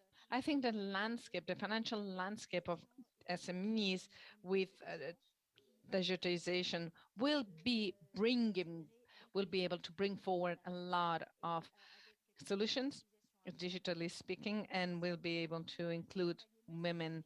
But we need a specific mentoring, a specific help, because digitization is not easy. And I'm speaking about technical support, about mentoring, about some actual practical use of these financial tools, because these tools are really innovative, are really state of the art, and they will allow companies and specific women-led companies to play on profitability, on viability, and not only on the possibility of warranties. Thank you very much. I think it's absolutely excellent because on one hand, we have these collateral elements and guarantees, but also have the possibility actually of digitizing all the other tools that may be. But there's always the same problem, knowledge building, technical support. An entrepreneur, because you have so much experience on accessing finance. What are the tips that you can give us? What can you share with us? We know that collaterals are the linchpin, the critical element. Are there other subjects you would like to discuss about this, and what is your experience on that? Thank you. I think the civil society should play a role, because whatever we try to talk here, it's the real impact will come from civil society or NGOs that could help impact private sector. There is more confidence in these NGOs than you could build with governments or banks, because they always think with the history of many people who had problems with banks, it's not easy. Women don't like to spend time in prison, so they don't like to go to, usually it's a prison statement if they fail their loans. So in general, this is why the lack of confidence between women and financial institutions and government institution is not there. So I think the civil society with NGOs can help a big deal by raising this awareness. Digitalization is a factor, because instead of her taking a risk and spending time going and coming to a financial institution with lack of success, is the NGOs can help fill this gap and raise awareness with digitalization and how the different programs can be reached to the private sector. Know-how and the way, the lack of education, which it's a big part of this whole thing, lack of education to helping access finance, accessing know-how, how to improve your product and access to markets. Access to markets is I always say, if you have if the market demands this product, even if it's the worst product, then this is what you should produce. It's not the matter that I have the best product in the world, but I cannot sell it. So it is how to have a pull strategy. And most of these programs, there is need to be directed to that. The supply chain integration of women in the supply chain needs more international organization to help women from developing countries access to markets. We always have this issue that, okay, they don't trust product made in Egypt, although they can buy it from Spain. And we sell some of our agricultural product to Spain and Italy and Greece, and then they go back to the States or go back to Europe or sell to Germany or sell to other European countries, but they have to buy them from Spain or they have to buy them from Italy. So I think the lack of confidence in products coming from the region is very important. So the international organizations that we are representing here, if they can help us integrate products from the MENA region into the supply chain, it's very important to build the confidence. Thank you. That's extremely interesting to raise this issue, because the fact that an organization like UNIDO can in fact promote with innovation, investment, and with the market access is fundamental to these women. And the role of the civil society, the women business associations that we work with is fundamental and can create this famous ecosystem that we talk so much about. Thank you for that. And also yes, please. It's usually most of the programs are directed to government organizations or private sector are the stakeholders, are the ones willing to sustain the project. Yes. If you go to a government sector, they will not reach the right beneficiary. Yes. So reaching to private sector is very, very important. And I would like really to highlight this. Yes. Yes, and it's something that definitely is on the agenda of UNIDO in order to ensure that there is a direct link to major organization and maybe to women's business associations that in fact can be the link. Ensure sustainability. Yes, but I mean, with a government organization, it ends with the end of the project. That means. Thank you for that. We now have an intervention from the audience, Madame Wassila Kara, en fait de l'Association des femmes chefs d'entreprise du Maroc. The business women of Morocco Madam Kara, Morocco is quite rich in women that have a strong and solid business experience. How do they manage to support access to finance? Thank you very much for having organized this. I'm representing today the women, business women in Morocco Association, which represent 300 members with 100 partnerships since the very beginning of this constitution. So today, women are supposed to be pushing women's entrepreneurship and leadership of women that are already in this ecosystem, and financial barriers are one of the main barriers for these women. But as far as I could understand and follow, this is part, a truly embed part of the activity sector of women, because over 40% they work in services, and banking institutions really distrust the service sector because they cannot give solid guarantees. Whether in the industrial sector, these women have a lot an easier access to financial means, and so they need to have solid business plans for banking institutions to trust them. So we work as a label and as a mediator. So this year we signed one of the most important agreements with local banking institutions to make the link, to bridge a gap with these business women, and to work in this mentoring and consultancy services, because women have become a label for banking institutions to trust our members, and our members to trust themselves in order to move forward without, forgetting about the COVID crisis. We have a mighty urgent or emergency plan that helped us accompany and support this oxygen credit line, which help these business women. Thank you very much. Thank you. And I'm so pleased that you could sign agreement with a banking institution, and this trust, this mutual trust is building time with time, and services industrial sector link probably will be able to address us with our banking representative of Spain. Hopefully we will be meeting in Marrakesh in November, because they organized the World Conference on Business Women. So thank you very much for your intervention.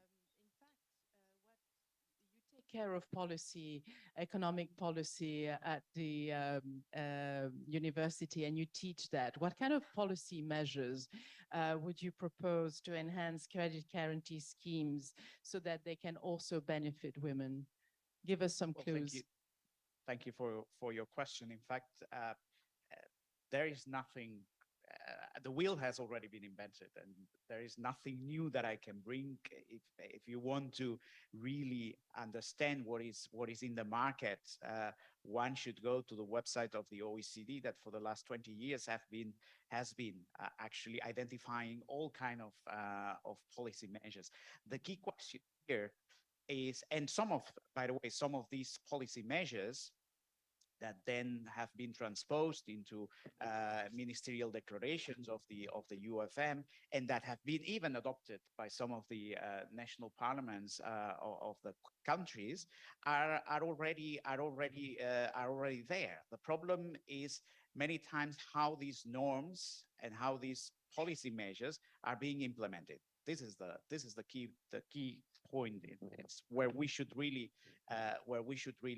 pay attention.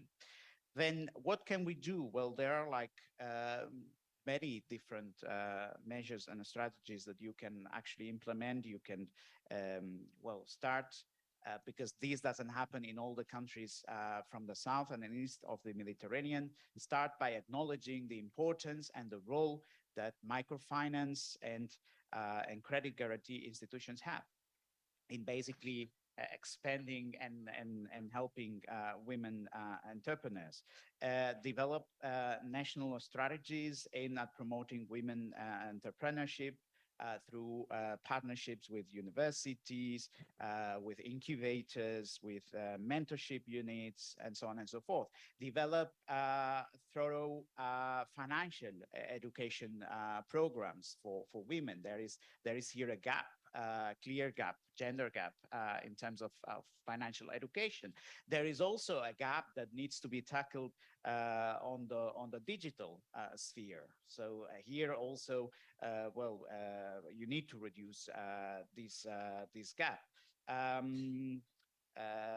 Then, of course, try to include gender dimension in the decision making and public policy making processes. I mean, this is more general feature. But again, if women are structurally discriminated, well, maybe it is a time, and with that I will finish, it is the time to start thinking in positive discrimination for women, because this has worked in many countries. It has worked in Spain, both in the public sector, but also in the private sector. So we should actively discriminate women, for instance, in the banking sector, and do it by law. Thank you. It's being done, I believe, and thank you very much for that, Roger. I appreciate the implementation, because it is very much you have policy measures that are thought of, considered, and then not implemented. In fact, I would like now to revert to our Ms. Diaz Fontana. In fact, we really would like to talk a little bit about artificial intelligence. You know, there is a lot of talk in Silicon Valley about the fact that in artificial intelligence is reproducing the same role models and the same stereotypes and discriminations as artificial intelligence. And just guess why? It's just because that it's male engineers that are producing the artificial intelligence. In fact, CAIXA is using artificial intelligence in data analysis of financial services. You think that those discriminations can be overcome, that machines can overcome the discriminations that exist today in human beings?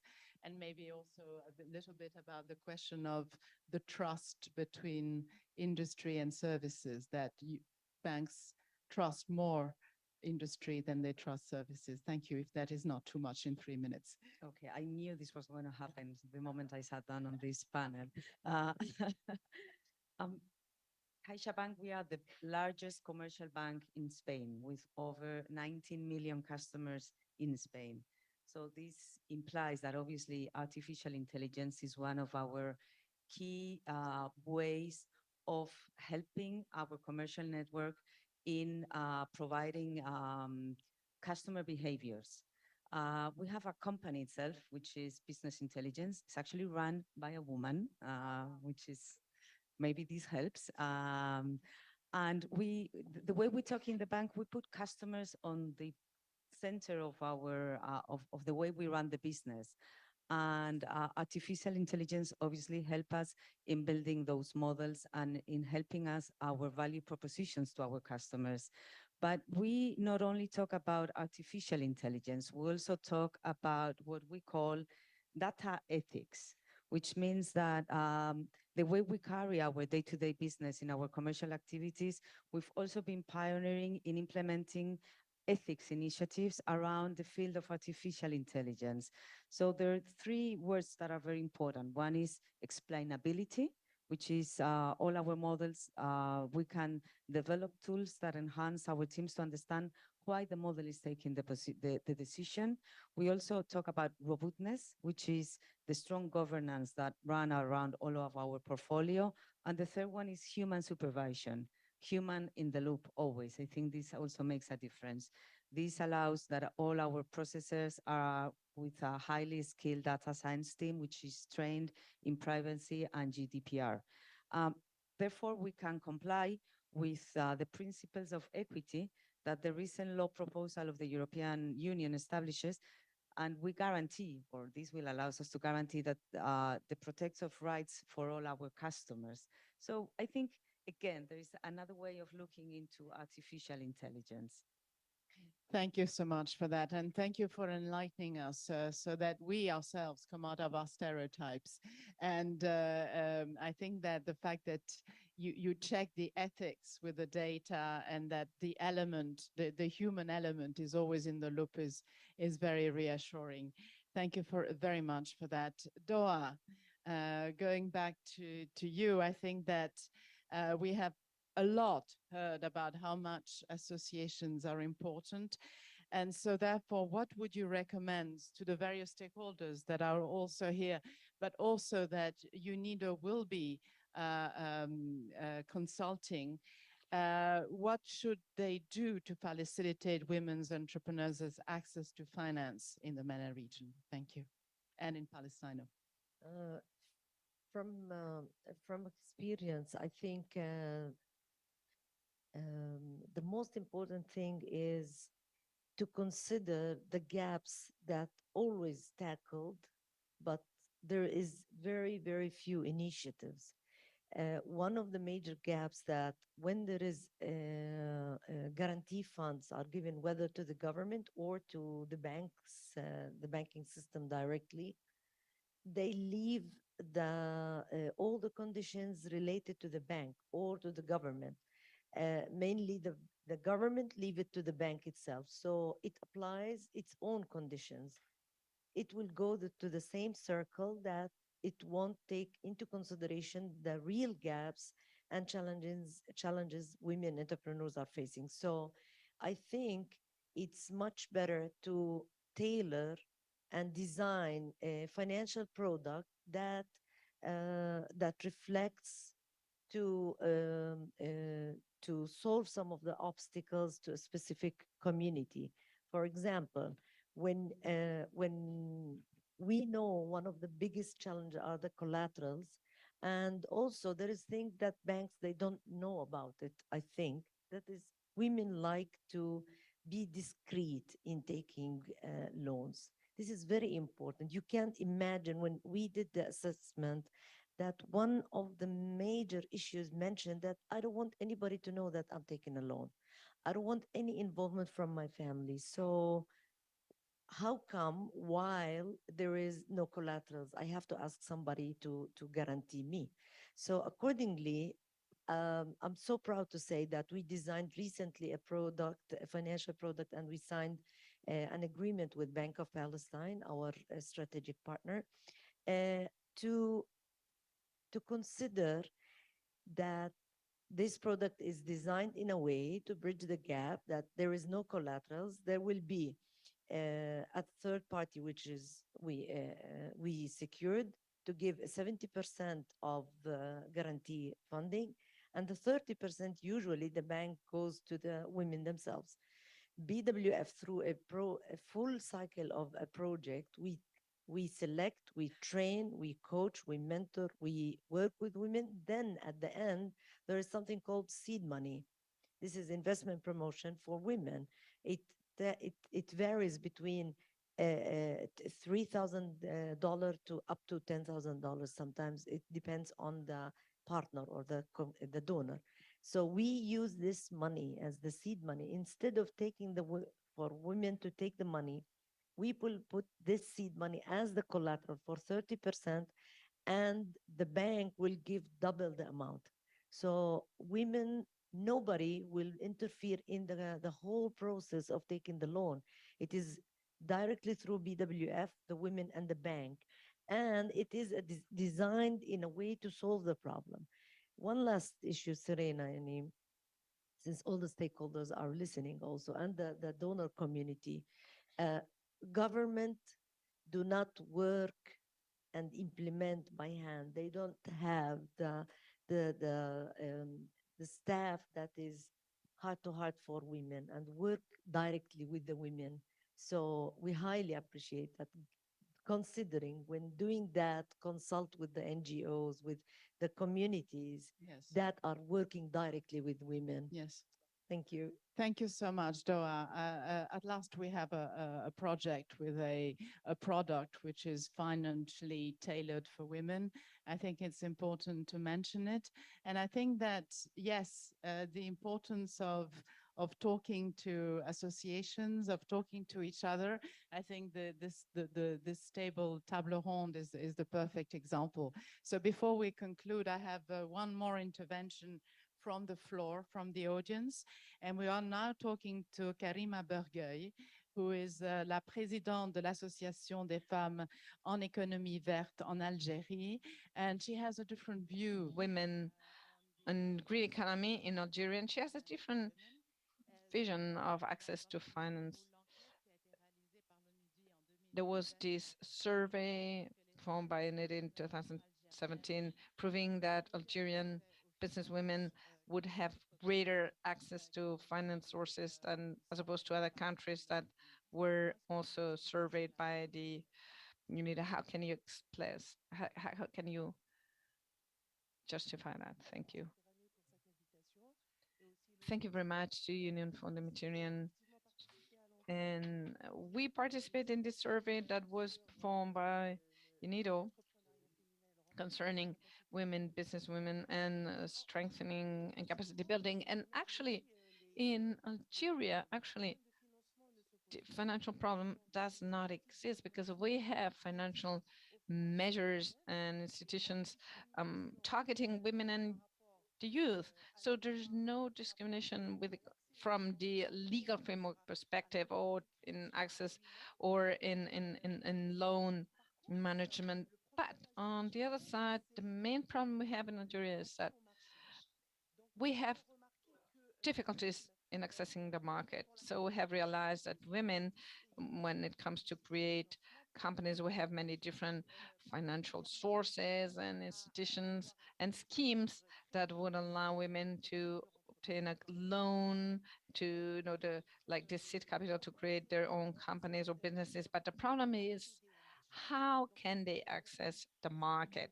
And this is a rather more cultural problem. And how can they have the business make progress or grow?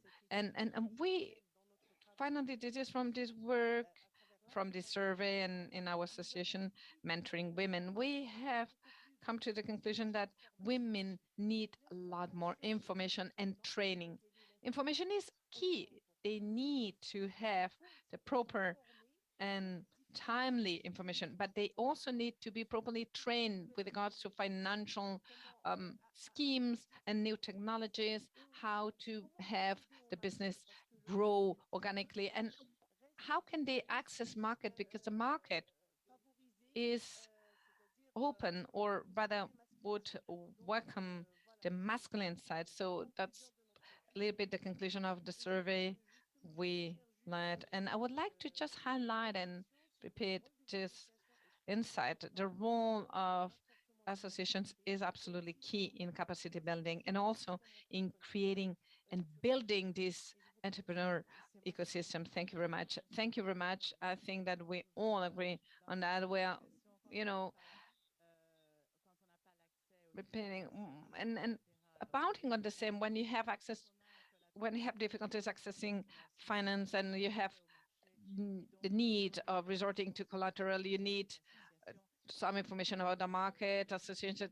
So it's a little bit this circle, and it's the object, and this is the goal of this PWE program. So now we'll come to the conclusion with Gael. Gael, I just took some notes with the capacity and, with this knowledge. As a global policy forum, promote access to finance for women entrepreneurs in the MENA region. Thank you, Gael. Thank you, Serena. Just to remind you that the OECD mantra is better policies for better lives. And you said it, we need policies, but you need also to enforce them, to implement them, to really change people's lives. So what we can do is that we do 5 big things. First, we set principles. We have a normative role. And with that, we have, for example, principles for financial education, for recommendation on gender equality. So the countries are adhering to those principles. We are defining together, and we also help them getting closer to those standards and monitoring their progress. This is, for example, what we are doing through country programs in Morocco or in Egypt currently. So we are really trying to get them closer to the OECD standards we defined with our different networks. Then we collect data because we need also to know what is the state of art to have policy recommendations. And the idea, as you said in the first question, is to have evidence-based policy recommendations. We can have ideas, but what best about data or knowledge? Because it's important to have such dialogues we have today and multi-stakeholder dialogues, but it's also important to really have a scientific view of what is happening on the ground. So we also collect data. Third, as I said, based on those data and based on the principles, the recommendation we set, we try to support countries in economic reforms and implementation of those reforms. So we provide policy recommendations. And finally, we also need to be, I will say, more action-oriented. So we are trying to develop more and more capacity building activities, providing technical assistance. So this is the fourth activity. And the final one is the dialogue. And I really enjoyed the quotes Leila used from Anna, saying that you are producing knowledge, but then we need to disseminate it. And again, this is really like a virtuous cycle. You have recommendations, principles, you have data, knowledge, you have policy analysis, policy recommendation, technical assistance, capacity building, but then you need to disseminate it. And what best about dialogue? Multi-stakeholder dialogue, but also peer learning. So you may have, for example, Yomna or Doha coming to another country, explaining what they are doing in Egypt and in Palestine, for example, to help Morocco, but Morocco can also, with the FM, really help the other ones. So this is this kind of dialogue we like, but not only, again, at the technical level, but also at the policy level, because what we want at the end is better policies for better life. Thank you so much, Gael. I'm always fascinated by OECD's capacity to not only create this data, but also produce a dialogue which in fact helps these policy reforms to be enacted. Thank you for that. I have completely lost any sense of time. So if you would like to tell me if we have enough time to be able to ask questions, the audience ask questions. So please go ahead. I think that there are also questions that can be asked from the web because we are being followed. I have a club of fans that are following me at the moment. There are about 2, but yes, from Egypt also. So please, anyone? Yes, there is a lady here on the second row. And please introduce yourself and ask and tell us to whom you're asking the question. Thank you. Of course, thank you so much. Hello, I'm Miriam Kasimi from Algeria. I created a company called Sanji. My first question is for you, Yomna. Thank you so much for what you said. But I think Roger, you can also answer the questions because it was really the guarantee. You said that it's always given to public sector. Well, it should be given directly to private sector and to women entrepreneurs and SMEs owner. So Roger, you were sharing experience that have been already implemented within these MENA region countries, and maybe you have also your experience. Can you give concrete actions on what you did for this guarantee to make sure that it helps women to get loans? There is 2 parts of this question. Yeah, the credit guarantee, usually they are providing it to SMEs or to women-owned businesses, as a support, or to small businesses. But as a matter of fact, it adds a lot of burden on the project because it's much more expensive. Yeah, it almost doubles the interest rate. So the credit guarantee is a product that eventually the SME pays even more for it, which is an extra burden. So it looks kind and nice, but as a matter of fact, it's very harsh. So it adds burden and shrinks the profit margin of the SME, of the small businesses, because it ends up that the beneficiary pays for it.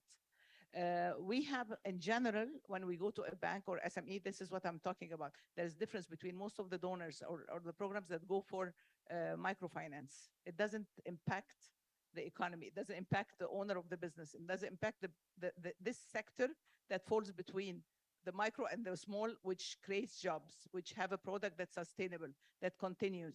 So this is what I'm saying. We're falling in the middle, that because of these small businesses do not have good access to a lot of these programs, because most of the programs or the seed money or the some of the grants are given to the micro level. So this is the why missing middle. the missing middle, which is very important. Yes, thank you. Roger, did you want to say something else? Well, just to complement, well, basically, as I said, as I try to explain, EMGN is a network, so we do not issue the guarantees ourselves. It's the members of that issue thousands and thousands of guarantees. I mean, the problem we have experienced in the region is that normally these type of products are targeting small and medium-sized companies, whereas as I explained, women entrepreneurs normally are concentrated in the micro segment of the companies. Not always, but they are everywhere. Yeah, everywhere to receive, but they are for the data. You're surrounded, Roger. They're everywhere. Yeah. For the data that we have, they are in absolute numbers. They are concentrated in the micro, and in the micro, normally the type of credit guarantee companies that we work with, they do not work. It's normally microfinancial institutions, which are another type of institutions. But indeed, what we have also observed in the last years is that not in all the countries, because the situation is very uneven, but many credit guarantee institutions have broadened their scope, and they have also created and established products that target the micro segment. Regardless of what we yes. Thank you, Roger. And Gail, I think you wanted to add something. Yeah, very quickly, or actually, this is a reaction to what Roger just said. And that's the point. There are various women situations. So what I mean is that there are small, there are micro enterprises, there are biggest one, there are those going into the services in agriculture. And this is the point. So far, we haven't been able to really understand the variety of the situation and to address the variety of needs. And this is maybe also a very big part of the problem, is how can we move away from the one fits one approach? Yes. Yes, we have shall I give the floor to the lady just behind you, because you've spoken already, but Ida first, yes, please. And you afterwards, yes. Yes, please. It's okay? Yes, Okay. it's fine. We can hear you. Thank you. I'll speak French. My name is donc Aïda Beji Kalel. Je représente la Chambre nationale des femmes chefs d'entreprise. I do represent the National Chamber of the Women Entrepreneurs, in charge of the Academy of Women Entrepreneurs, created 3 years ago to strengthen the capacity of women who are our members. In which country? In Tunisia. We do represent the Union of Female and Union Traders in Tunisia. We did an advocacy to free the women entrepreneurship. They are the burdens, the commitments, but we have plenty of recommendations. We made an impact study on COVID, on women. And the question is, UNIDO, within its white paper frame, we talk about the president and others, we don't get the question much, but can we, to which extent can we encourage women entrepreneurs, as well as funding vis-a-vis the bank credits and all what is related to microfinances?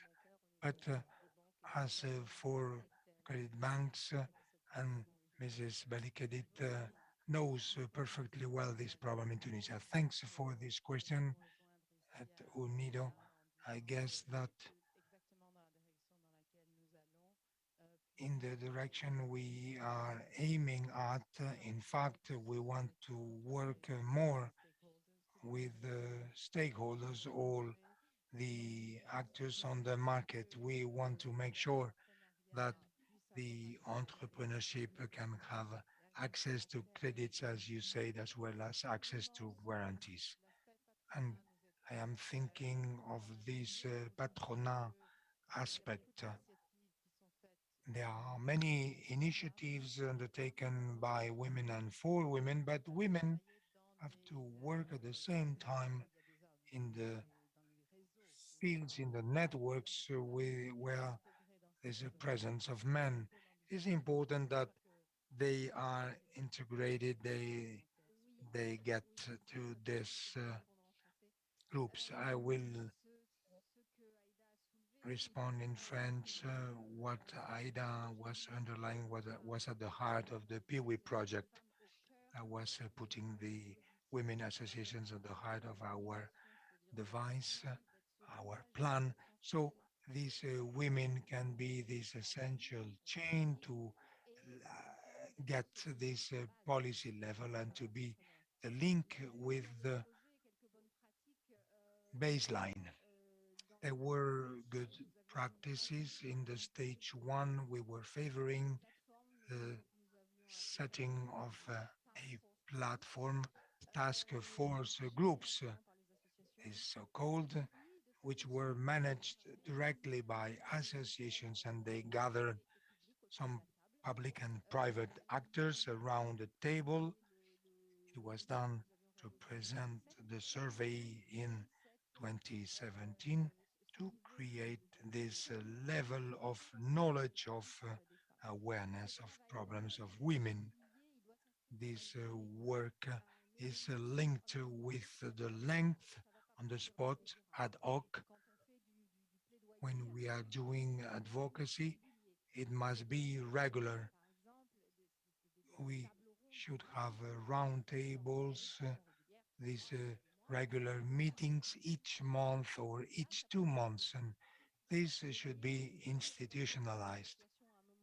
Also, the capacity of the associations to get the necessary staff to do it. So it is linked to the capacity of the associations to be financially sustainable, so they can develop their own products between inverted commas, not being always dependent on international grants. So this raises many problems, but putting the associations at the height of this advocacy is what we have defended always since the very beginning. We will continue to foster this, to back these associations. CFCE, I do know its a manifesto, as you said, with the help of the international community, the international organizations. We have to make the link. Mrs. Karit is here to this respect, and it is of our role to be this intermediary player between the different stakeholders so we get this sustainable change. But this is a long lasting change. It is a permanent work that we have to set. We have to be all on the same work, on the same struggle, which is long and sustainable, but it will bear its fruits. Thank you very much for talking about sustainability. Just, Gael, just 1 second.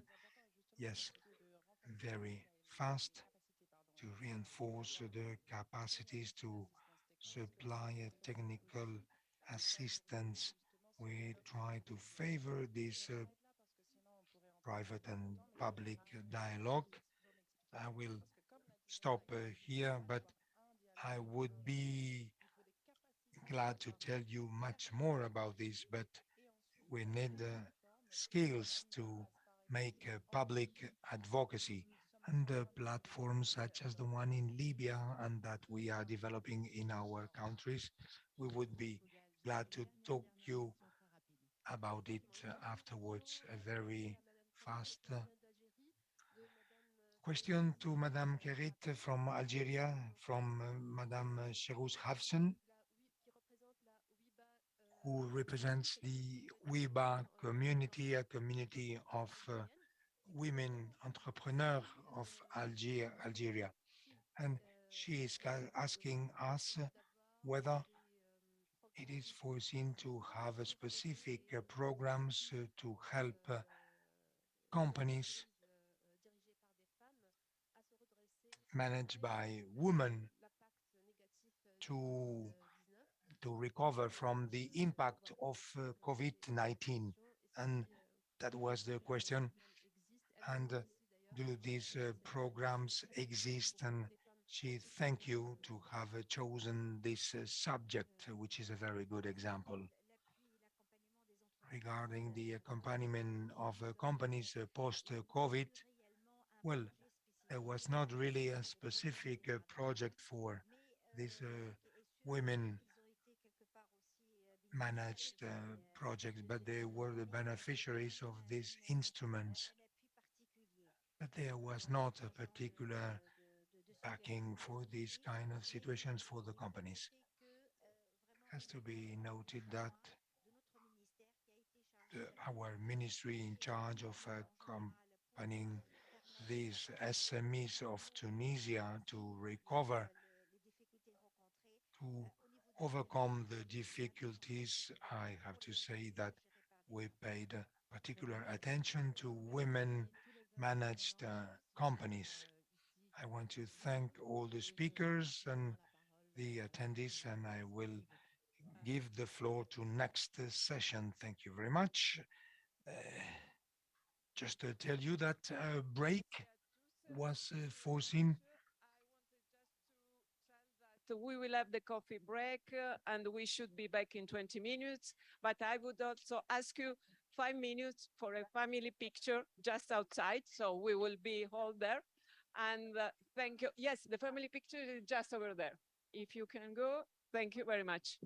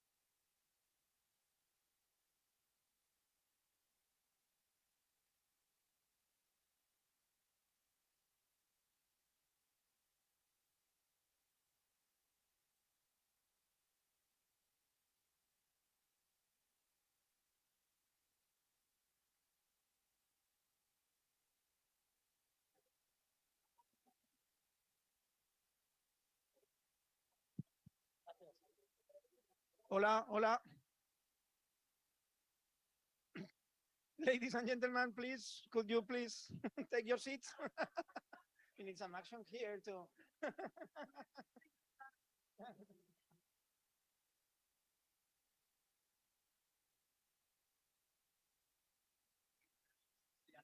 Hola, Carlos, mucho gusto, encantado, Andrea. Ya, muchas gracias. Gracias por venir y encantado. Yo estoy aquí. Sí, sí, ya sé que nada, es estupendo. Bueno, pues muy bien. Como lo integras todavía mejor en la discusión porque conoces bien todos los... Bueno, conozco bien el banco, menos el tema de women en particular, que soy especialista.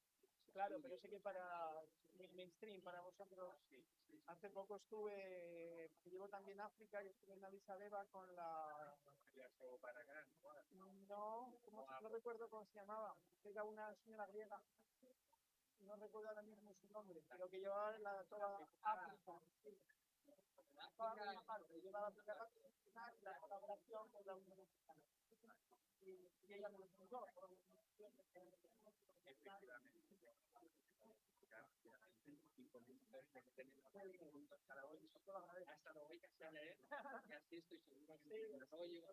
Bueno, no, no, el momento justo no viene el tiempo, un poquito más amable que lo podemos recuperar.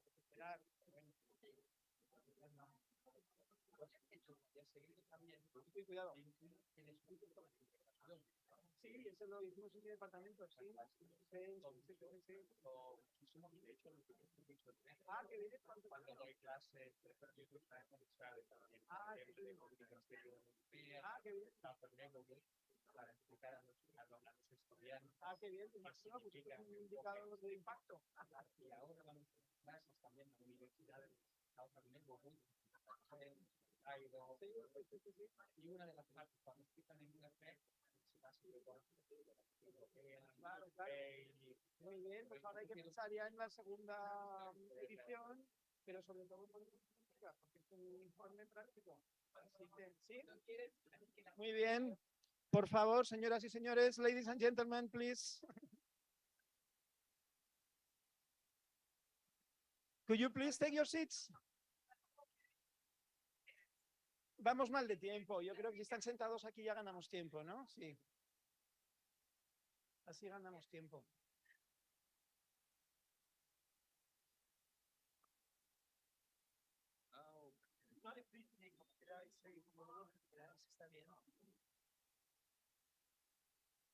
Está bien.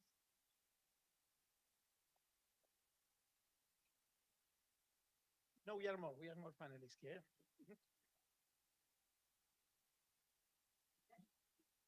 It's freezing, so here if it is okay with you. Non, oui, ça peut-être la petite mais à côté pour les films. Non. Oui, comme ça. On est tous là, Anna? Je pense que... Voilà, on va... So we are going to start the second panel. Thank you very much for being with us. And congratulations to the first panelists and Serena for a very, very rich discussion that already brought us not only into the core of the topic, but with a lot of things that we learn and in a very good combination, I would think, of different dimensions. When we are talking about access to finance, women entrepreneurs, we are talking sometimes about individual situations, but it's important to also look into the big picture and how this can be transformed in better policies, but also how the policies are helping into these individual situations. This is something that we will go also in that direction in this panel, introducing a new element that is very important, I would say, in the economic reform agenda of the Mediterranean region, which is investment. So we will look into access to finance, but from the perspective of how to introduce gender lens in investment policies. For the OECD, this is really a pleasure to be here with this topic, and we very much thank the Union for the Mediterranean for this invitation. We are very strong partners for many years and implementing many things together, and especially in this area, we have already been working together very much. And also UNIDO, of course, that also with all the UN system, but with UNIDO also in particular, we have very good connections. So we are very pleased of having this opportunity of being here with you today. We have been working for many years in our competitiveness program. That is a platform already operating for more than 15 years to promote and help the processes of economic reform in the Mediterranean region, with an accent into building an economy that is more based on a dynamic private sector with the capacity to create jobs. We have been working on different policy areas. For example, we have with us the chair of our working group on SMEs and entrepreneurship, Madame Malika. It's always a pleasure being with you. But something that has been very central to our work has been women economic empowerment. Because indeed, this is very central to the future of the region. It's a matter of justice, it's a matter of rights, but it's also an economic matter, and it's also a condition for the competitiveness of the region and for let's say, a more dynamic economy that also ensures a better connection of the regional economy with the global economy. Another area of work for us was investment, in the sense and very much looking into how to attract more foreign direct investment into the region, which is an important priority for all the countries in the direction of building a more open economy, an economy that is benefiting from the opportunities that the global economy provides. Well, women economic empowerment investment, this is also linked. And actually, in the OECD, we have been looking very much into, during the last years, in how to improve the policy frameworks for investment, and looking not only into the perspective of the protecting the foreign investors, for example, and looking into the conditions that favor the attraction of investment, which is very important, but also looking into the impact of investment in the receiving countries and how foreign direct investment also has an impact on the development of these countries. And one of the dimensions that we have been looking very closely is about the gender impact of foreign direct investment. I was very glad when Roger was mentioning before that the OECD has all this kind of information about policies and policy options in our website. And I want to make a bit of publicity of our website and inviting you to visit actually the results of this work, which is called, and you can find it, the FDI, Foreign Direct Investment Qualities Policy Toolkit, in which you can have really a very complete collection of how foreign investment can have a positive impact on the economy of the receiving countries. And one of the dimensions, and there you will find very interesting and concrete information about policies for improving the impact of FDI on gender equality. Because there is a lot of aspects that we can look at when analyzing this connection between the foreign investment and gender. First of all, investment policies is about removing restrictions, removing or not removing. This is an important dilemma for the countries. And this has a very direct impact on gender, because depending on the sectors in which you are attracting foreign direct investment, it has obviously an impact on women, because the participation of women is diverse in the different sectors. It's very important to know that. And when we are talking about access to finance and investment, we need to be also aware of these connections. This is also about employment, because normally the evidence says that foreign companies usually employ more women than domestic companies, but also there is an interesting connection, because there is a mobility, in the sense that the women that maybe start their career in a multinational and acquiring skills and good connections, they are better placed afterwards, for example, to build their own enterprises, because they have already been exposed to an international economic dimension. So again, a connection on how women can be empowered by this foreign investment, and also with the right tools can also benefit, let's say, the overall economic situation. Business linkages is very important. And again, we are talking about women entrepreneurs, and international companies can also be, let's say, encouraged to also favor and establishing linkages with local suppliers and service providers that, again, can be more genderized. So there is a very interesting, let's say, transmission channels between the internationalization of the economy and the gender dimension of it, in which women economic empowerment, but also access to finance is an interesting part of the equation. So this is the work that we are doing, but we are very glad that we have a very distinguished panel of experts on this domain that will share with us their views, their expertise, their knowledge, and their experience. So we will start with a very good friend and very old partner of the OECD, Wissam Fatou, who is the president of the Union of Arab Banks. And I'm very glad because we started this journey long time ago together. And I must say that one of the first areas of work of the OECD on gender issues was together with the Union of Arab Banks in 2010. I think we published the first report on business women that was based on a survey that together with the Union of Arab Banks, we distributed among banks of the region. And the findings were very interesting because at the time, still the situation was really very, I would say, even dramatic in the sense that women, by definition, were considered as high risk for loans. And since then, plenty of things have happened, still a long to do, but I really want to pay tribute to the Union of Arab Banks that has always been very gender sensitive and has been an important champion of promoting gender equality in the banking system. So Wissam will deliver a keynote speech. Wissam, the floor is yours for 8 minutes. صباح الخير. I'm gonna speak in English just to say صباح الخير in Arabic.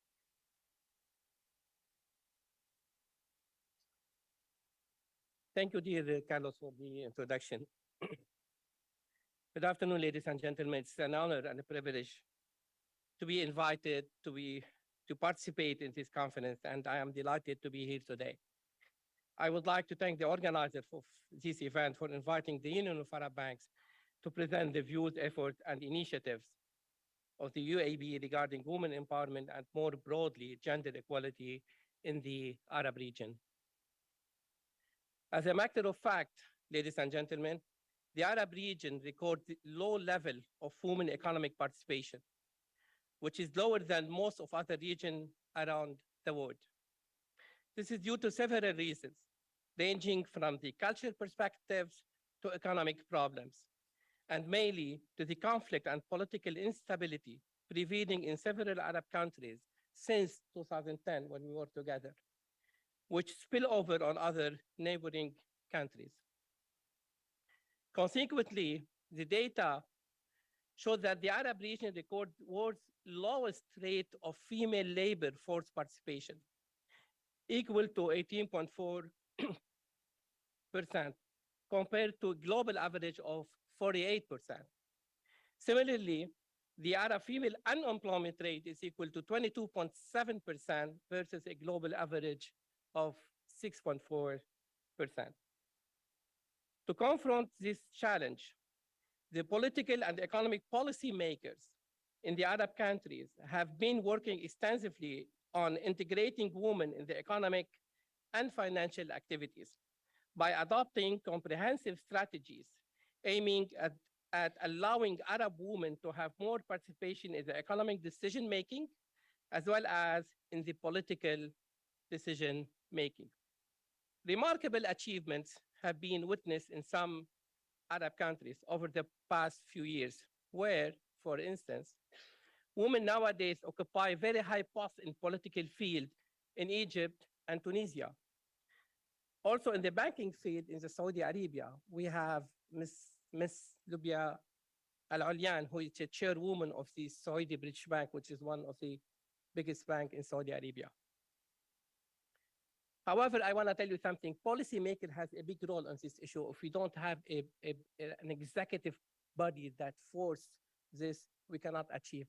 We heard this morning about the experience of Egypt because the central bank issued some circular, and the central bank is the executive body, and they oblige to have 2 women in the board of each bank.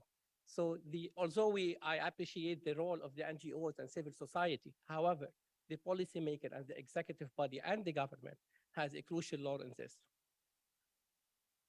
Ladies and gentlemen, as one of the key economic players in the Arab region, and in parallel with the regional initiative to address women empowerment issues, the Union of Arab Banks, UAB, as part of our role and objectives in achieving the Sustainable Development Goals, SDGs, especially goal number 5, which is the gender equality.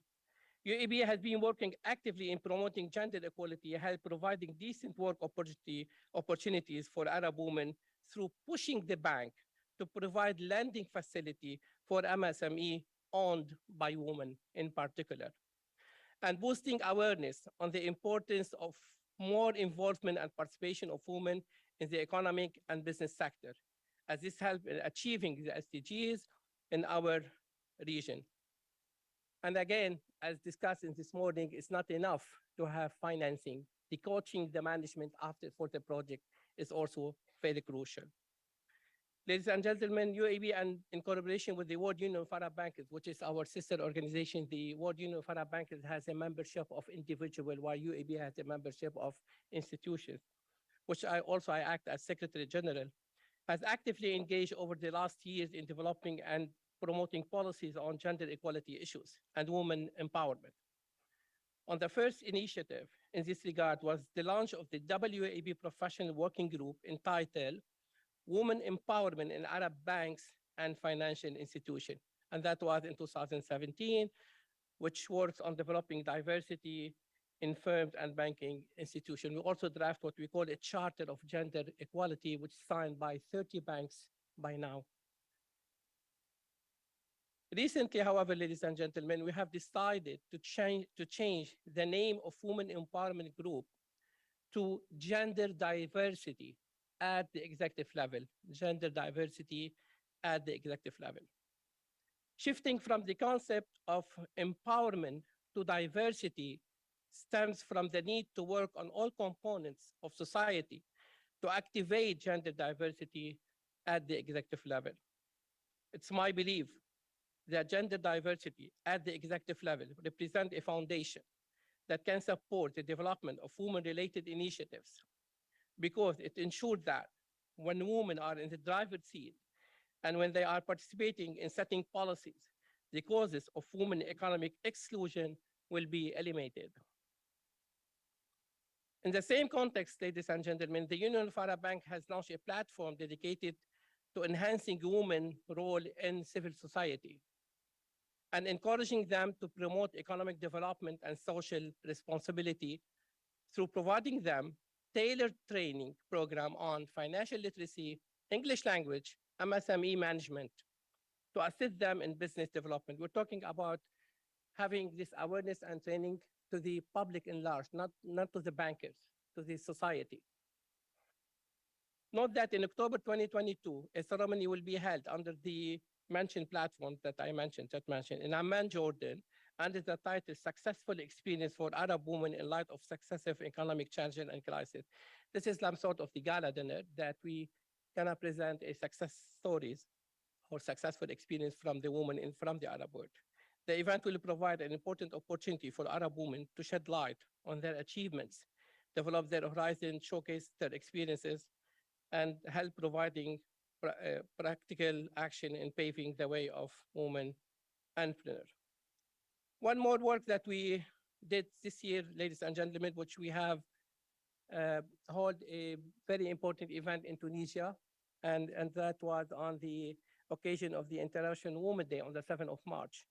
And the name of the conference was The Role of Arab Women in Achieving Sustainable Development Goals, and was attended by 250 women, the biggest women ever I have seen in the Union of Arab Bank do with that large number of women from different sectors, not only from the banking sector.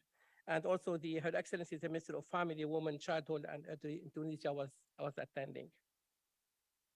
I don't want to be very late. One important issue, which is we noticed some, if I may say this, discrimination against women in this with regard to financial inclusion. because it was also mentioned in the morning when we're discussing there's many initiatives taken by UAE related to boosting financial inclusion in the Arab region, in particular for Arab women, since the data give impression about the existence of discrimination against women in this regard, especially for gender financing, For instance, in 2021, the World Bank database, Findex database, showed that the percentage of Arab female adults who had formal account is 31%, while the global average is 76%. My last point, ladies and gentlemen, UAB has dedicated particular attention and effort to promoting financial inclusion, as it has been identified as a major enabler for 7 out of the 17 SDGs, noting the overwhelming importance of the digital financing inclusion. UAB has held many conferences, technical forum, and training workshops on this subject, in addition to issuing large number of relevant publications. All these activities are based on our belief that increasing financial inclusion for women will be a major booster for their economic and social empowerment. I thank you for your attention.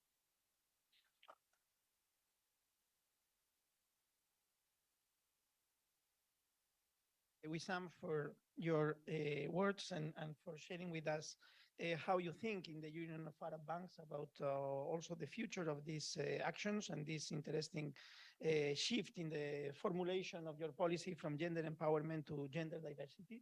That shows also how we are evolving in that work. So indeed, diversity is a fundamental aspect from the gender perspective. Also, the diversity of women, I would say, that has also been mentioned, but requires a lot of attention. We are talking about different categories, and access to finance also should be diversified. Though it's not the same talking about highly skilled women that have finalized their studies and have difficulties to join the labor market than women that are in the rural world, for example, but are involved in economic activities of great potential in agriculture, for example, or women that are working on the informal, and also access to finance could make a difference. So it's important also to have this overview of the profound diversity of the situations that we are tackling. So we will address this and many other things with our panel that I'm very, very glad to introduce to you.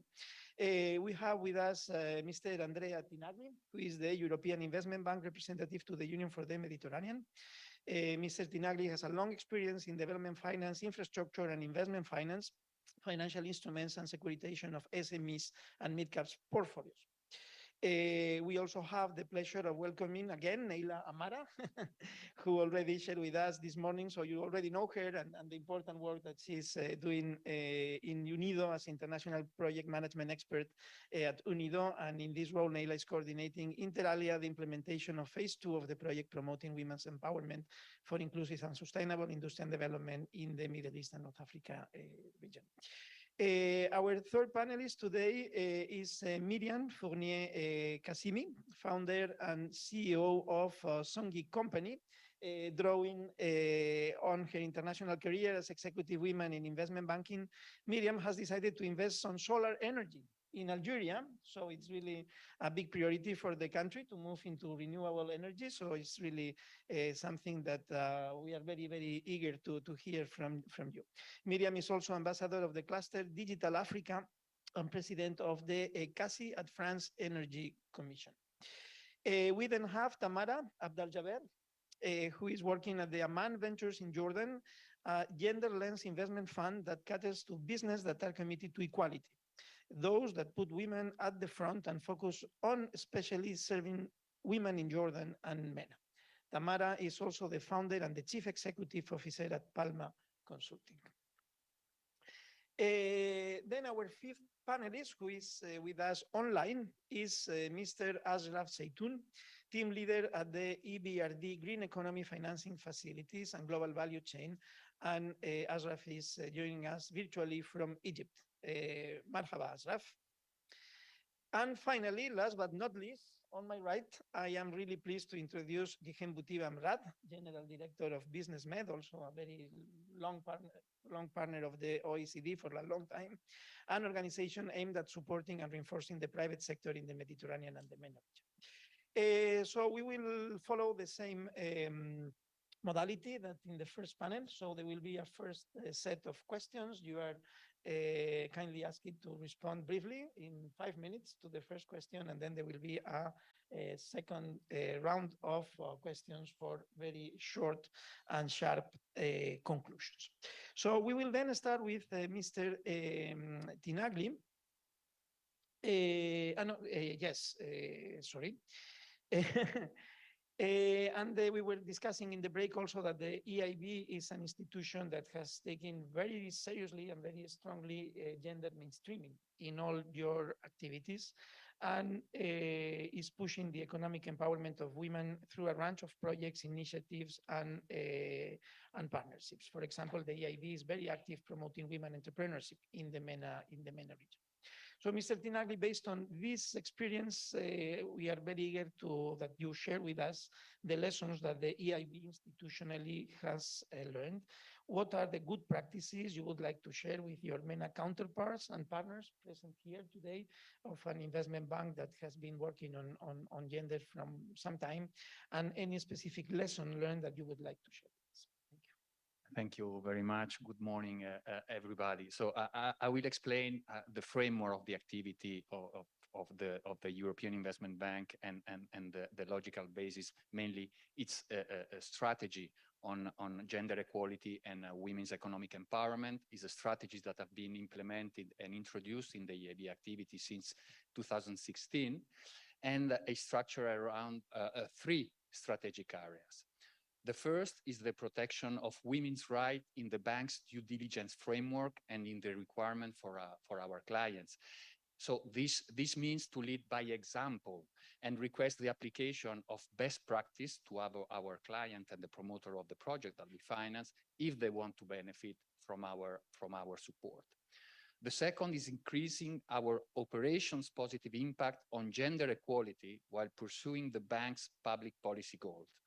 And what does it mean? This means to take into account gender dimension in everything we do and in all the projects that we finance, being them related to any of the public policy goals that we pursue. So climate action, cohesion among countries, improve the digital economy, improve infrastructures, or supporting the development of SMEs as the backbone of the economy. And we heard this morning how important is to support SMEs under the gender lens. And the third action is the targeted promotion of women's economic empowerment, including women's increased access to employment, to financial services, as well as support for female entrepreneurship.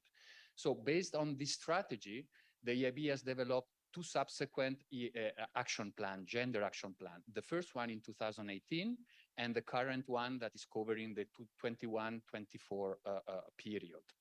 And focusing on the subject of today's conference, the most important part of the action plan are Pillar 3 and Pillar 4. The Pillar 3, that is invest, mainly through credit lines, meaning that we are not providing direct loans to specific companies, but due to the dimension of each operation, we use commercial banks to provide and to intermediate our funding to the final promoters. We finance projects that support women. And we are tapping into the underserved market segment of women-led businesses, women's access to capital and to credit, and underline also capital. We are speaking about lending, but also if we want to grow up the dimension of companies led by women, the capital dimension will be also important. And we also offer technical assistance and other incentives that enhance gender equality. This has been stressed several times this morning.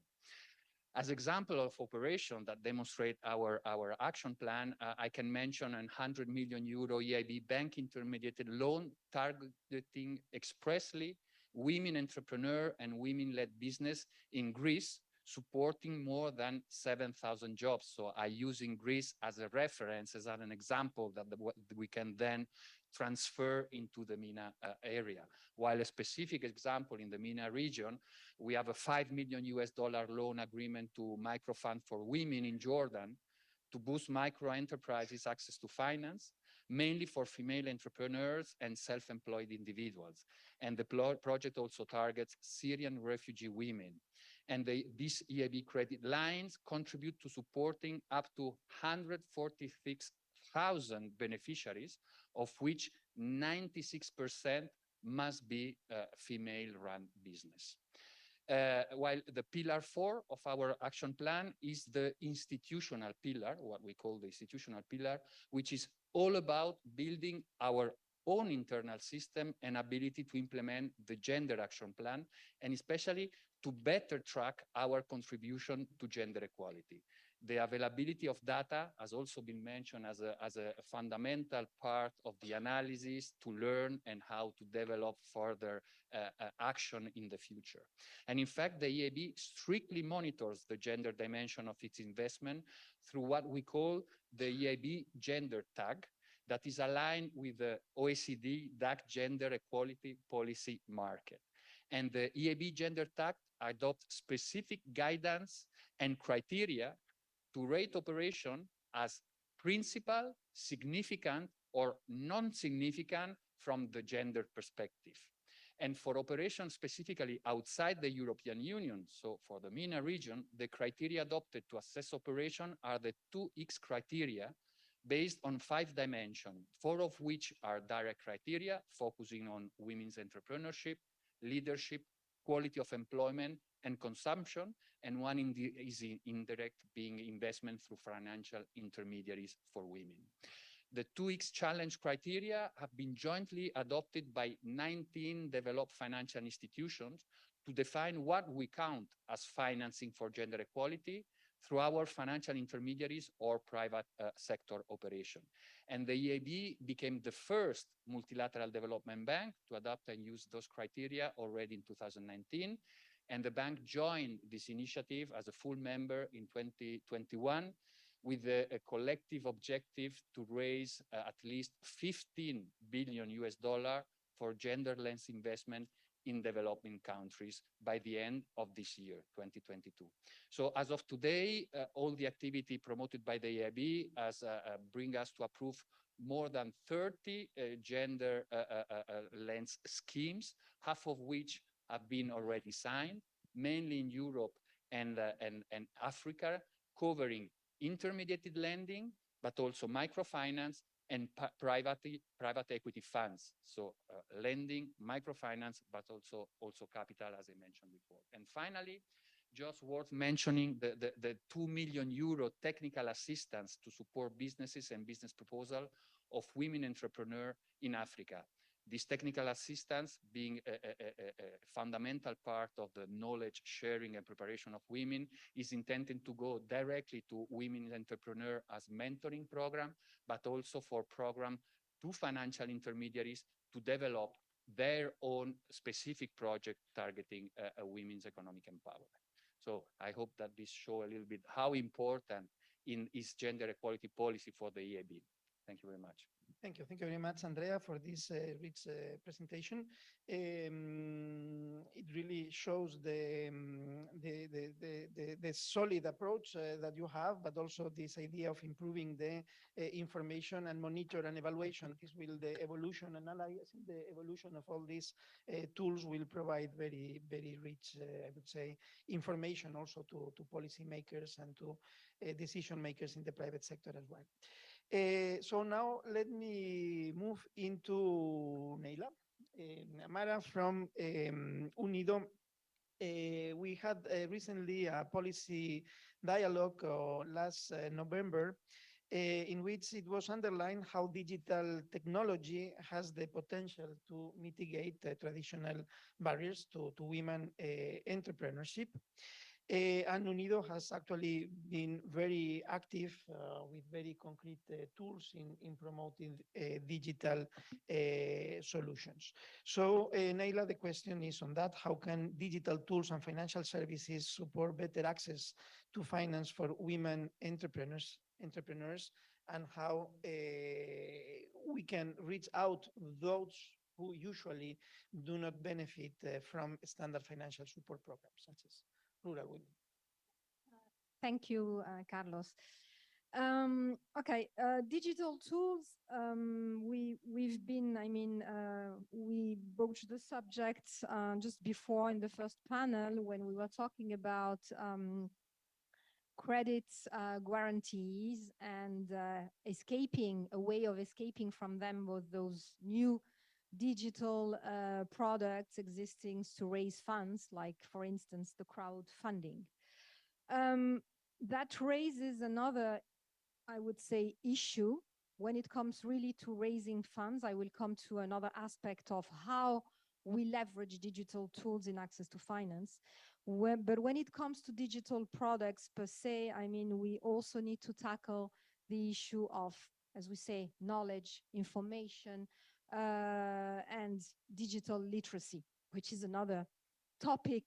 But here again, in terms of digital literacy, there is a lot to do for women in the MENA region. So we have some programs where, in particular in sub-Saharan Africa, where we are leveraging digital tools to facilitate access to finance for women entrepreneurs. I'm speaking of really financial tools.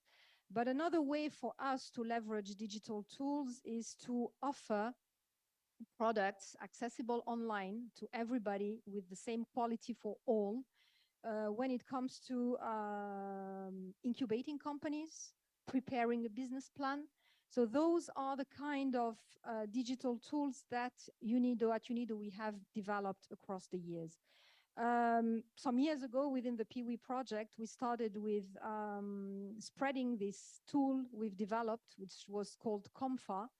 Comfa was an online digital tool that allowed women entrepreneurs to prepare a bankable business plan. We used it in both ways. We used it as a way to prepare a business plan per se, but we used it also to develop digital literacy. We used it as a tool, I don't know if it's, no, in English, we don't say pédagogique. I don't know how you say it in English.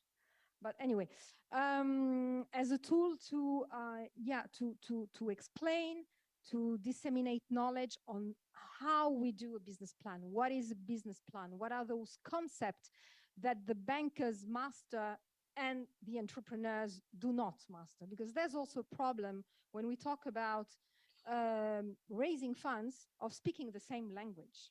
And it's a banker, past banker, who is talking to you now.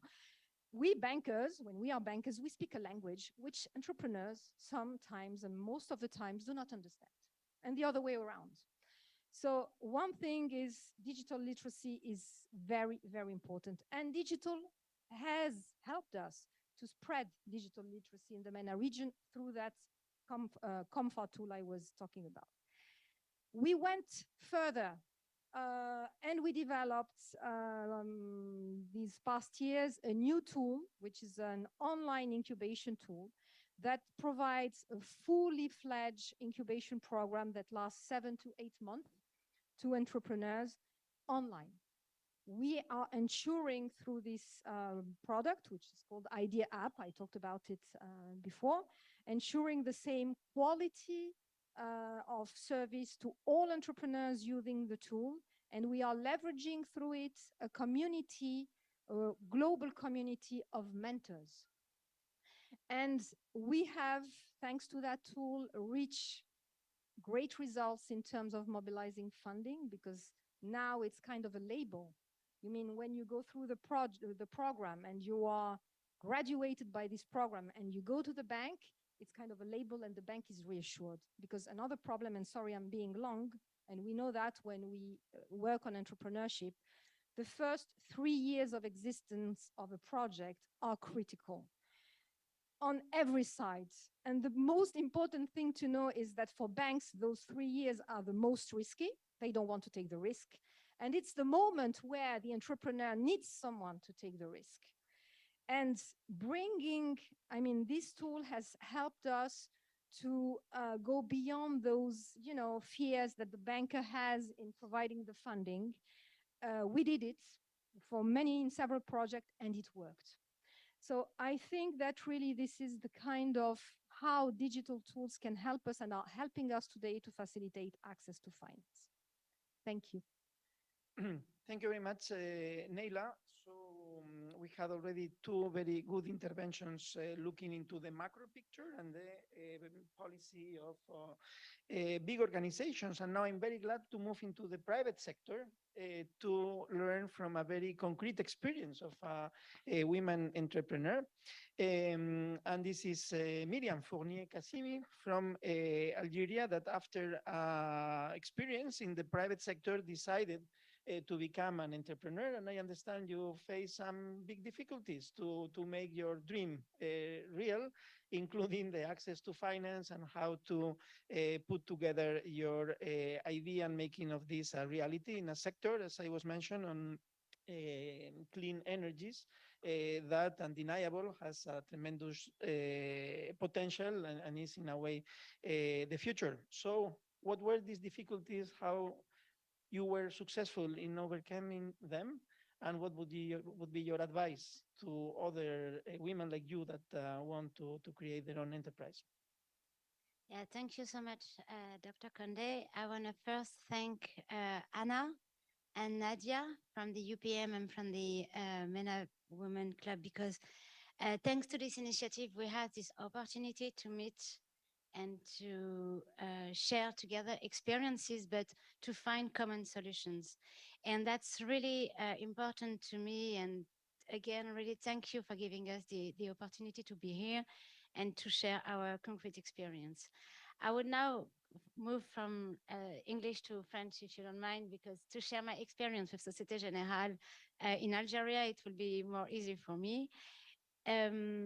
Effectivement, on a indeed, we have faced huge number of obstacles as women for very many reasons have been already mentioned. It has been said that it's because we don't have this industrial edge and we work rather in services, a lack of training, the lack of information to develop a business model. But I'd like to share the obstacles that we can tackle, that we can really, because you are giving us the big and the general framework and visions and policies, but us in the private sector, what can we tackle? It's our own perception of our own business, and we need trust and we need to believe in us. Nos partenaires et nos clients vont pas y croire pour nous. Donc, I mean, banking institutions won't believe in us. So if you ask me about my experience and how, Société Générale in Algeria allowed financing of these, the first things were to ask, acquiring Femina, acquiring our services, our products, because it was the best way to finance a company, a business. I mean, turnover is the main element. So to be able to trust ourselves, to receive the trust in our service, in our products, to be ambitious with our services, with our products. So Société Générale, thanks to Eric Digor, Air France, and I was giving a presentation on, solar energy agencies, and he was CEO, he was just sit by me and he said, well, it's so interesting what you're saying. Do you think that I could be the first? Because we in Société Générale, well, we were positioned, and I said, yeah, of course, I was working with a public bank, but I could never ever had imagined that my products and services would, even be of interest. So I was lucky enough to have the CEO seated by my right-hand side, and then he was interested in my project. And then I was brave enough as to call him in September, and 1 month later in 2017, we developed the first solar plan agency or institution, which was so innovative and so visible because we implemented a top state-of-the-art electric genius or knowledge by which we did not have, the means to realize to what extent it was really innovative, and the bank told us to what extent it was so visionary and it really met their needs and their expectations. And that's why we went forward to the second stage because the project we had in 2017, it really had a great impact and the customers were so pleased. Our work was really excellent and the bank really congratulated us and our partners were very pleased and regulators were highly interested in our project. And of course, naturally, it came by itself and the bank partners came came to ask us. And I could have accelerated. I mean, if I really had dared to ask some financial means, maybe it wouldn't been like that. So I had this strategic contract in about 20 million euros and asked to be financed. I launched, but I was lacking some tenacity or some ambition, the vision in really believing in my own project.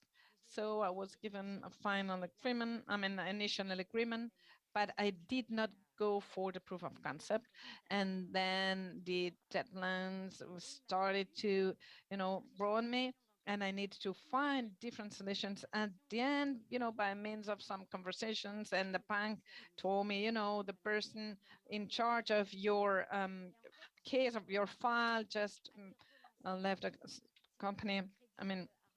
Gave up. So if the credit committee rejected, maybe I shouldn't. And I was afraid of being given a no.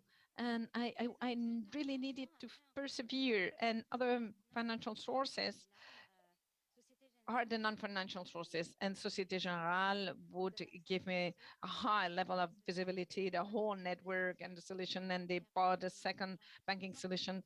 We developed 100% digital and solar-based business in the desert, and the idea was for us to trust ourselves because, the banking expert needs to take a risk and needs to trust the entrepreneur. But if we are too shy, we do not dare to be ambitious to build ourselves or to look forward, the banking institution won't have any trust in us either. So the message of what I learned is to be daring, to be ambitious, to really dare to propose and put forward everything that you have in mind. And thanks to the Union for the Mediterranean and to Nadia, we have all this networking, all these connections. Nadia, with this extraordinary work she did to get us in touch with each other, the partners, the media.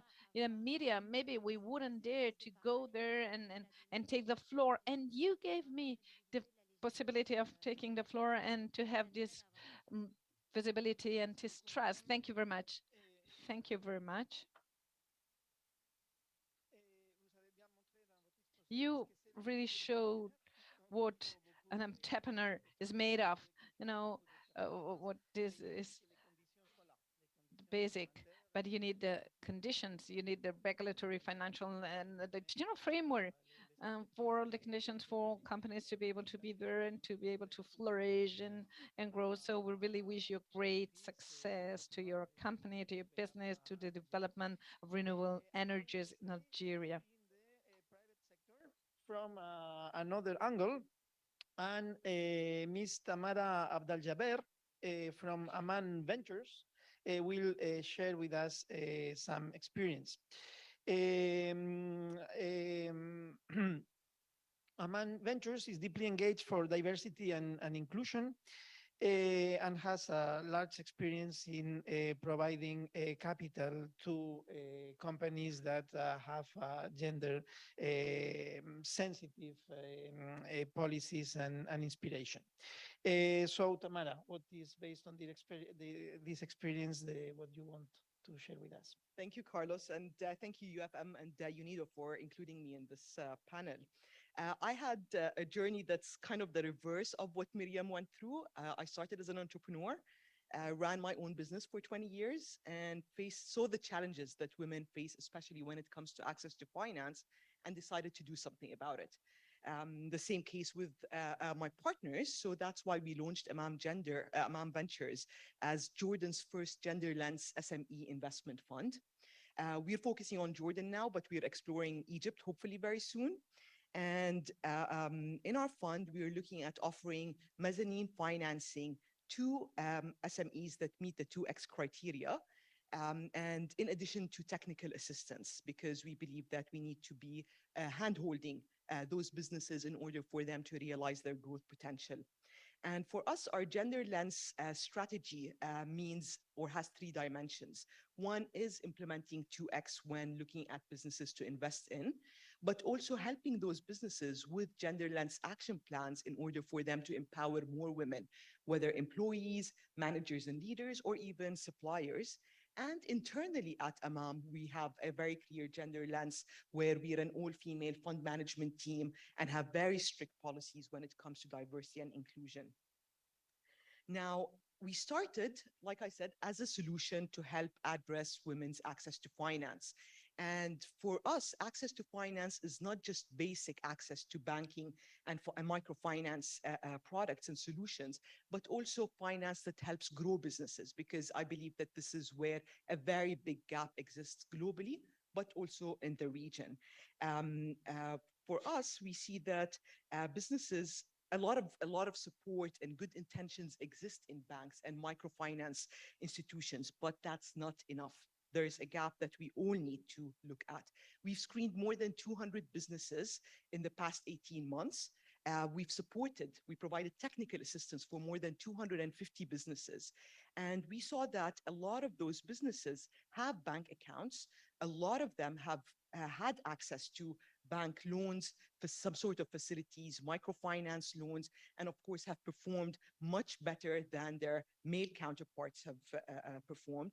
But the problem is that those businesses stayed where they are in terms of their growth journeys. Okay, they were not able to grow to their full potential. And to grow to their full potential, we need risk capital that comes through venture capital and venture capital funds. Unfortunately, when it comes to women-owned and women-led businesses, the typical VC model is not enough. Those businesses, compared to what the VCs are looking at, are not looking to sell and continue to look for investors or exits, which are very rare to happen. At the same time, the VC model looks at spray and pray. They look for the next unicorn. And again, those female entrepreneurs are not comfortable with these models. So AMAM Ventures is supporting businesses that are too risky for banks, too small for private equity funds, but also do not fit the VC model. And that's why when it comes to our funding instruments, we decided that we want to go with self-liquidating mezzanine instruments, mainly the revenue capital, where we support businesses based on their merits, on their historical performance, and future projections for growth. So we're looking at businesses that have been around for 2 years, are already generating $200,000 in revenues, and have very clear expansion plans, but need risk capital in order for them to execute on those plans. The challenge is that those businesses, like I said, are too risky for banks because they cannot put up collateral. A lot of them don't have collateral. They cannot put up personal guarantees, or are not comfortable putting in those personal guarantees. And that's why we see in Jordan and the region that banks are financing existing operations. They're not financing expansion opportunities. And again, that's why those businesses are not scaling and are not growing. What we see is that those businesses are looking for non-dilutive options. They don't want to give up equity in their businesses. They want to maintain ownership.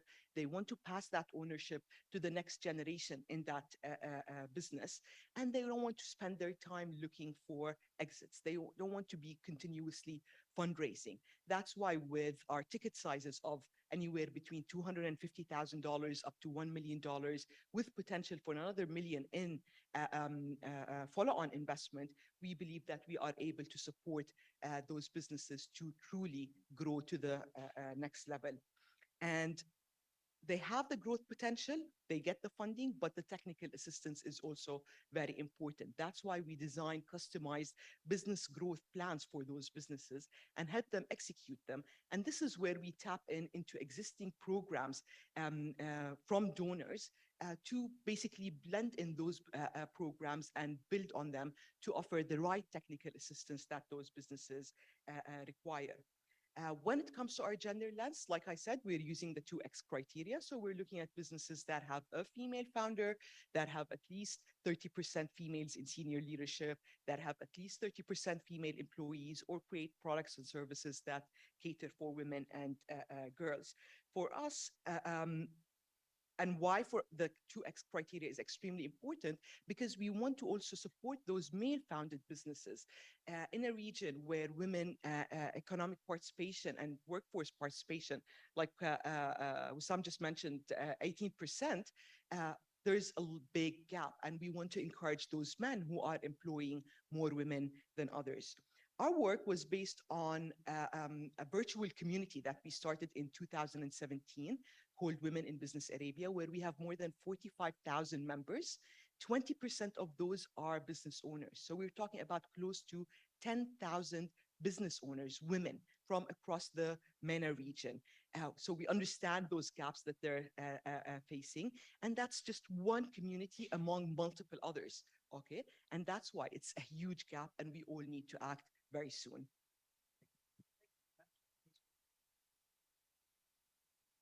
Of your work.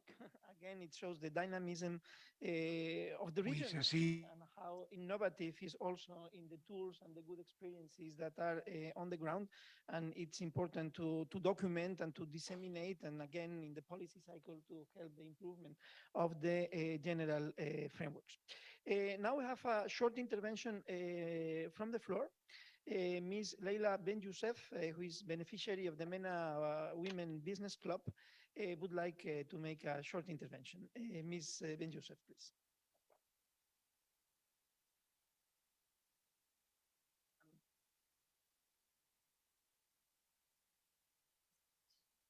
Thank you, sir. I'm very happy to be there with you. I'm Leila Ben Youssef, founder of startup Kidi Sorti from Algeria. It's a city guide for kids, for leisure for kids. And I'm like Miriam, I'm entrepreneur, a woman entrepreneur. And I have a lot of difficulties to grow my business, financial difficulties also. And I was a finalist in startup women in tech program in Dubai. And I met a VC group. They told me, as women, we want to grow your business and to help you, but are you sure you never be married one day? And that's why when you talk about financial or ask VC, I am, if it's not woman VC or a desk, I don't want. I prefer to stop my business. That's why I like your intervention, because it's true.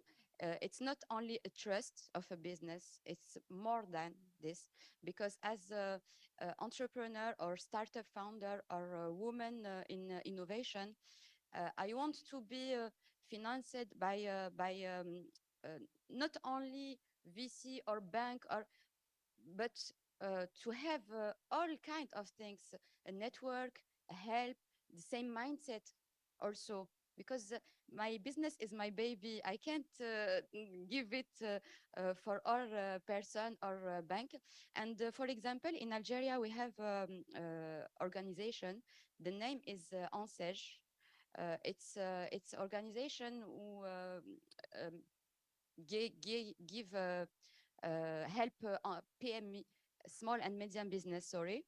And the process, it's not for startup, because the first thing they ask, how much material do you want? And the manager, the big boss, asked me, because I'm famous in Algeria, we want to help you and to give you money, but it's not the same model, because I have idea, I have concept, I have website. How you can? I don't need material. I need network. And thank you, Nadia, for Women Business Club, because this network help us as women. And this is all difficulties. Like as women in Algeria, I have like obstacles, but we have to trust in our innovations. And also, I like this sentence, alone we go fast, yes, and together we go further. Yes, thank you so much. Seul on va vite, ensemble on va plus loin. Thank you so much. So Merci beaucoup. together we were further. Now we are moving into Egypt.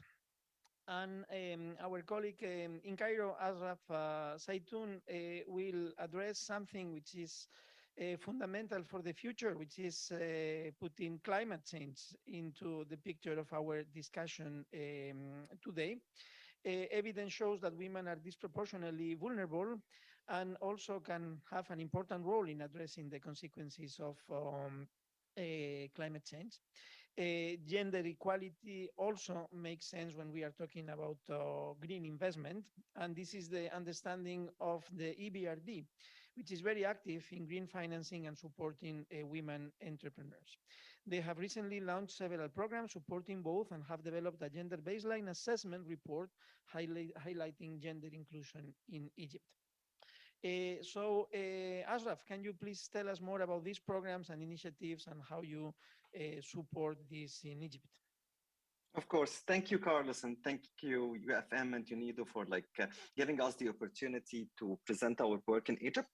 Of course, the EBRD has several initiatives and programs that support women in business. I'm more or less representing the GIF and its family of financing facilities in Egypt rather than the EBRD as an organization. So I would focus on those. So in Egypt, we've been working on the green economy financing facilities, which is a global product by the EBRD. I think now it's where the program exists in 28 countries. The total loans that were or credit lines developed exceed the $5 billion.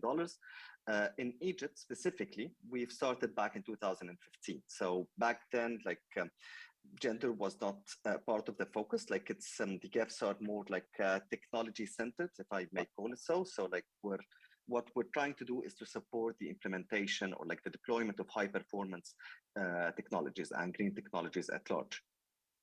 However, within the first year, 2015 up to, let's say, 2018, with no action from our side, it was very clear that there is a huge disparity between number of men and women beneficiaries, and a huge disparity is actually could be even an understatement. So it was predominantly Mensa borrowers, and the female borrowers were the exception. So to tackle this, of course, the EBRD with its partners, the Green Climate Fund and the European Union, starting from the programs that were developed in 2019, there is a gender focus on making sure that the companies, specifically SMEs who benefit from these programs, are representing society at large, including women. So we had some preconceived ideas about why the reasons are, and however, when we conducted the assessment report, it turned out that these ideas are not imaginary. It makes perfect sense. So the representation of women, I think that was repeated throughout many keynotes today. In Egypt, it's less than 10%, let's say, from business owners, or whether businesses women-led businesses. So the obstacles or the challenges when we started speaking more closely to the women in business communities were I think it was repeated, I don't want to repeat. So lack of awareness of actually existing credit lines that support them, lack of awareness on technologies, how climate change would affect their businesses, and so on and so forth. So we're looking at this, of course, as a big challenge. Since we want to increase the number of beneficiaries of women within our beneficiaries, at the same time, it's quite a limited pool. And this is a very long-term problem. what we're doing, or like what we're focusing on, is what we know best, is technology, so, and financing. So we're trying to combine both, work very closely with the women in business communities in raising their capacity, not only on how to present bankable projects, but also on understanding how climate change will affect their businesses and on how green technologies would provide an opportunity. So we believe that we are in a very unique time in history where the transition to a greener economy is a big opportunity to make changes to the status quo. There are many untapped market potentials. Awareness of what technologies can provide and their benefits is still low amongst both men and women. So if we give that focus at the right time in supporting women understanding better on how these technologies work, linking them with the partner banks we work with, and at the same time, work closely with the banks on from the loan officer level up to senior management level on raising capacities on gender focused financing. So we're trying to tackle the issue from both from the top down within the banks and from bottom up within the private sector markets. This is more or less has been starting. We only just started doing that this year.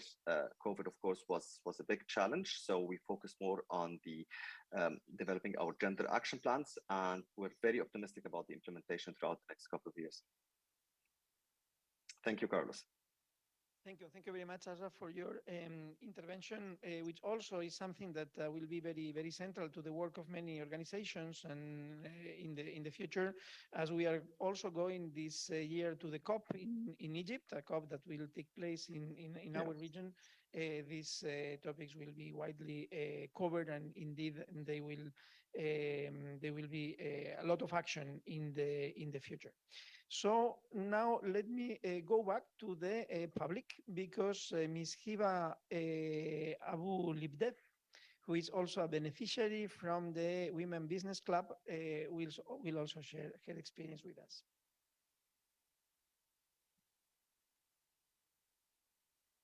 Hello, is it working? Yeah.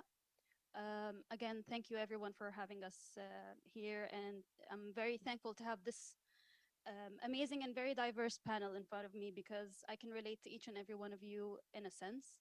Just as Mariam said, and just as Layla said, I am also a female in the renewable energy industry. So for me, starting this business without the help and the support of the family that I have, and having backed by my father, I wouldn't have been able to reach the level that I have reached at this point. And I'm also glad that in front of me in this panel that we have the three of you sitting next to each other. And when I look at you, all I can think of is how can we incorporate the three of you into one body that can help women not just start their business, but grow their business, and have it something be from the MENA region to the MENA region, from the women to the women. Because at the end of the day, as we touched in this panel and in the panel before that, and part of the problem that we women face is that investors do not have trust in us. We don't have trust in the investors as well. And I can, I don't want to speak, on behalf of everyone, but I'm sure that we all agree as women that we believe in each other, and we, at the end of the day, seek support from each other. So if we can have some sort of a body, a credit line from the startup to the growth to the expansion, in order, if it's targeted from women, and a credit line that is based on the women itself, this would help a lot of other entrepreneurs, female entrepreneurs, in all stages of their career, to better grow and invest and expand their businesses. Because if we have this sort of safe haven for us women, then I think we have the world to fly to. So that's my contribution to this. So thank you very much again, everyone, for having us. And an excellent conclusion, indeed. I think this could very well be the overall conclusion of this panel. By the way, a panel which is gender balanced. We are 4 and 4, and this is quite unusual in gender conferences. So we are also we congratulate the organizers for this gender balance. And now we have the last panelist with us. Yihan has been actively engaged to advocate for empowering women, and in particular through Business Med, promoting the work of business associations on many fields, of course, not only gender, many other, but in particular, how to enhance women entrepreneurs' access to finance. So, Jehan, what is the experience and the lessons learned by Business Med in these years of hard work?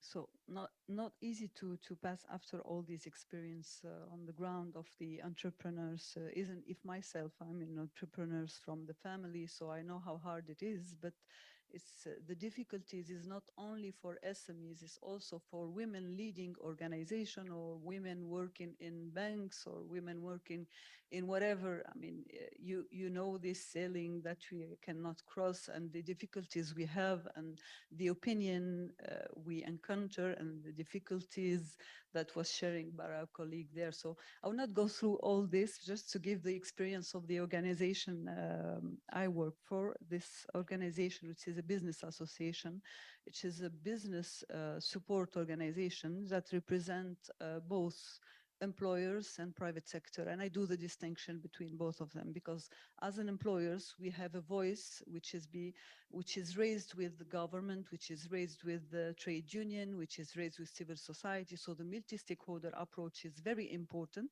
We have a voice within the union for the ministerial. Every time we have a ministerial event, we have the voice raised in the MENA OECD Business Advisory Board. So every time we see the Euro-Mediterranean employers, they do give their opinion in order to do changes, at least in their levels. But nationally, we know that all employers' organizations have their voice within the governments, and they work on legal framework, which is quite important for us coming after when you have your enterprise in the ground. And the second part, it's the private sector, which is doing the business, opening the market, having access, regional integration, working, of course, on programs, on capacity building. So this is what we mainly do as Business Med, representing more than 24 Euro-Mediterranean employers. We do manage several, has been created 20 years actually ago. This year we will do our 20 years, and we have been created through a program at that time after the Barcelona process in 1995. It was called UNIMED. So they have decided to create this organization on South, particularly South Mediterranean private sector. And we manage several grants from the European Commission. I will go fast, Carlos, don't worry. So what we try to do through this program or project is to focus on several topics that can touch several, gender, youth, what is happening, for example, this period in terms of digitalization, the new changes after the COVID, insisting on FDIs. So I will give size few of them. So I will start with the program Enhancing Business Support Organization, which is a program having several partners as Kautar, which is representing Arab women in the region, as private sectors with some partners, with Chamber of Commerce, employers organization. So at our level in this program of 7 million euros, we try to work specifically on access to finance, women in economic empowerment at the international and national level, because most of the partners, each organization like Business Med, they have ASCAME, you have other, they all also have partners and partners of the partners, and then you arrive at the final beneficiaries, which is the SMEs. We also created an e-learning platform on women. We did a lot of business support organization activities in terms of the 3L, which, as I insist on, is lifelong learning, because you cannot continue without these 3 Ls. We also insist on PPP, partnership, public and private sectors, and women BSOs. Women BSOs is Women Business Support Organization. And this entity is very important for us because we don't only, of course, focus on women, but we also this period insist on women and youth, because you can see mostly that the new generation coming, as well as women and young men, they have a lot of inspiration, a lot of dreams, and they can do things actually. So we also work on a program called InvestMed, and I have my partner here. And this program, this is innovating. I will not cite all the details, but this program, for example, like 2 weeks ago, we have launched sub-grants. So the European Commission gave us 1 million sub-grants, and we took 40 grantees, 40 startups, clusters, 40 SMEs, 40 business support association, I mean, part of this, and we helped them grow their business and move on in the region, in mainly, mostly it's South Mediterranean countries. We we usually give these sub-grants to South Mediterranean countries. We also in the organization work on policies, which is thematic commission, and we have here as employers organization, I voice with the IOE, International Employers Organization, with the part of the OECD, also on the ministerial with the UFM. And we have created a tool, which is a business country desk. And the business country desk is a platform tool instrument to facilitate digital business. And we have created this platform actually. It was launched a few months before the COVID-19. We had to stop everything. But then we discovered that this tool, it came at the right moment. So this tool now is online. It works on internationalization, on B2B, and everything is online. So we can organize an event, print badges, and have B2Bs online, and all these SMEs registering from the Euro-Mediterranean countries. And one most important program, and this thing, last thing, my last point, and this one for me is very important and dear to all the projects that we are working for, because most of you are not talking about this kind of subject, the social dialogue.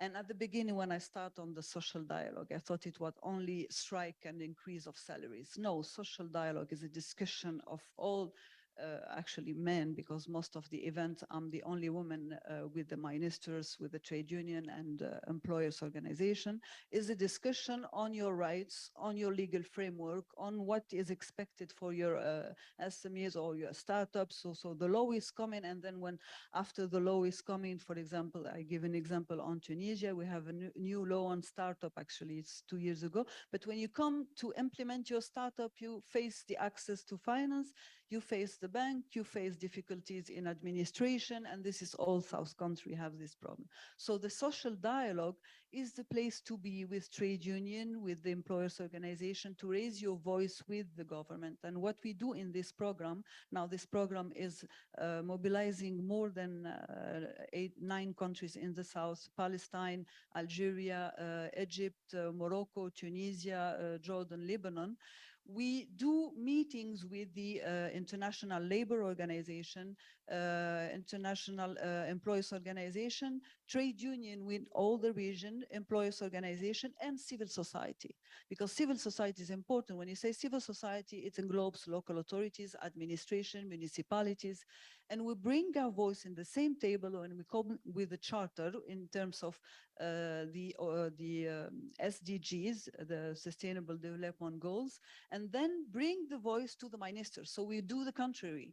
And at the end, they follow us. We had the signatures of several ministers who agreed on work on this. So we decided at the beginning, we will not talk about strike, we will not talk about increase of salary, we will talk about facts that happening in the ground, and difficulty faced by women, difficulty faced by SMEs for the growth, to implement their own enterprises and job creation. So I'll start here, and then if you continue with the recommendation, Makar. Thank you so much, Jihan, and I agree very much with you in your final point on the importance of the social dialogue.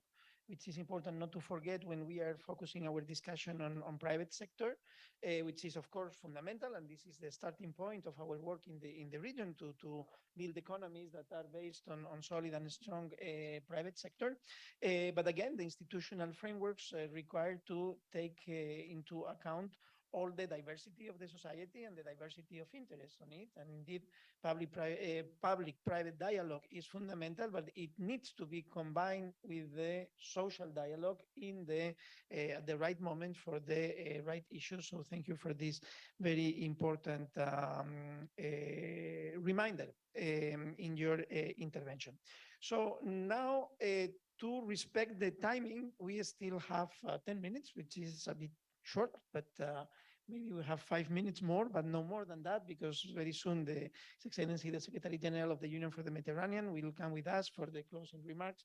So let's try to be very quick in the last round of interventions, in which I will ask you to provide a headline on your view. In your view, what is the fundamental recommendation that you would like to put forward as a conclusion of this discussion and this conference? And we will now have a reverse order to the order of intervention. So, Jehan, you are the first one to give us your headline. Thank you, Carlos. So I will give just quick remarks, as I know that we are running out of time. So what is very important now in the region is working on accelerating this digital transformation. So access to information, access to technology. We don't have to forget that we are not talking about the capitals in the South neighborhoods countries, but we have also to focus on rural places, which is, you know, that most of the women and most of the youth don't have access to technology. And this is important and comes to my second point, awareness and promotion of all the information, and particularly what is important this period, the climate change and the green, because we will be facing these two challenges in the future for our future generation. And just to adding two words, which is exactly the same, resilience and perseverance. So I come back to the Miriam's points, which you have to stick to your conviction in order to move forward, and particularly for the women from the South neighborhood countries. And the final point is something very important. We have to work on the culture, and some things that sometimes we miss. We have to work on the culture, starting from the scratch, from our children that are going to school and then university, and work on this change of mind in order to move forward in the future. And this is something we also use in our organization. No women, no panel. So today, I think we have half of everything. So every time we have any event, we have to pay attention that at least you have 30% of women in every panel in order to raise their voices and to see, to talk about what are the real problems they are facing. Jehan, so now we move back to Cairo, and Asraf Saitoun will share with us his short conclusion. Thank you, Carlos, again.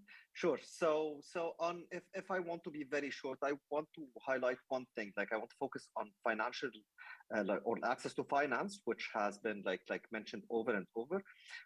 I believe that access to finance or limited access to finance by women in many cases is a result, and rather than a challenge on its own. So most of the efforts that have been done to tackle these issues were focused on supporting women entrepreneurs, supporting women in leading positions. But I think we should start from I don't want to say the bottom, but from employees level.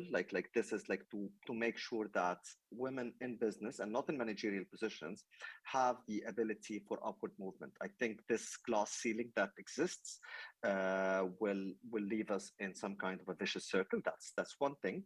The second point I want to highlight is the focus on adaptation technologies. So whenever we're speaking of green technologies, everyone thinks of renewable energies, electric vehicles even, and so on, recycling. But in most cases, issues with the agricultural sector especially when it comes to climate change and access to green technologies and finance, are overlooked. So this is the sector where most of the impact would hit, like women in the economic sectors, and especially in our region. So those are my two main key points. Technical assistance, of course, is an integral part of everything we do. So I hope I was short and didn't take much time.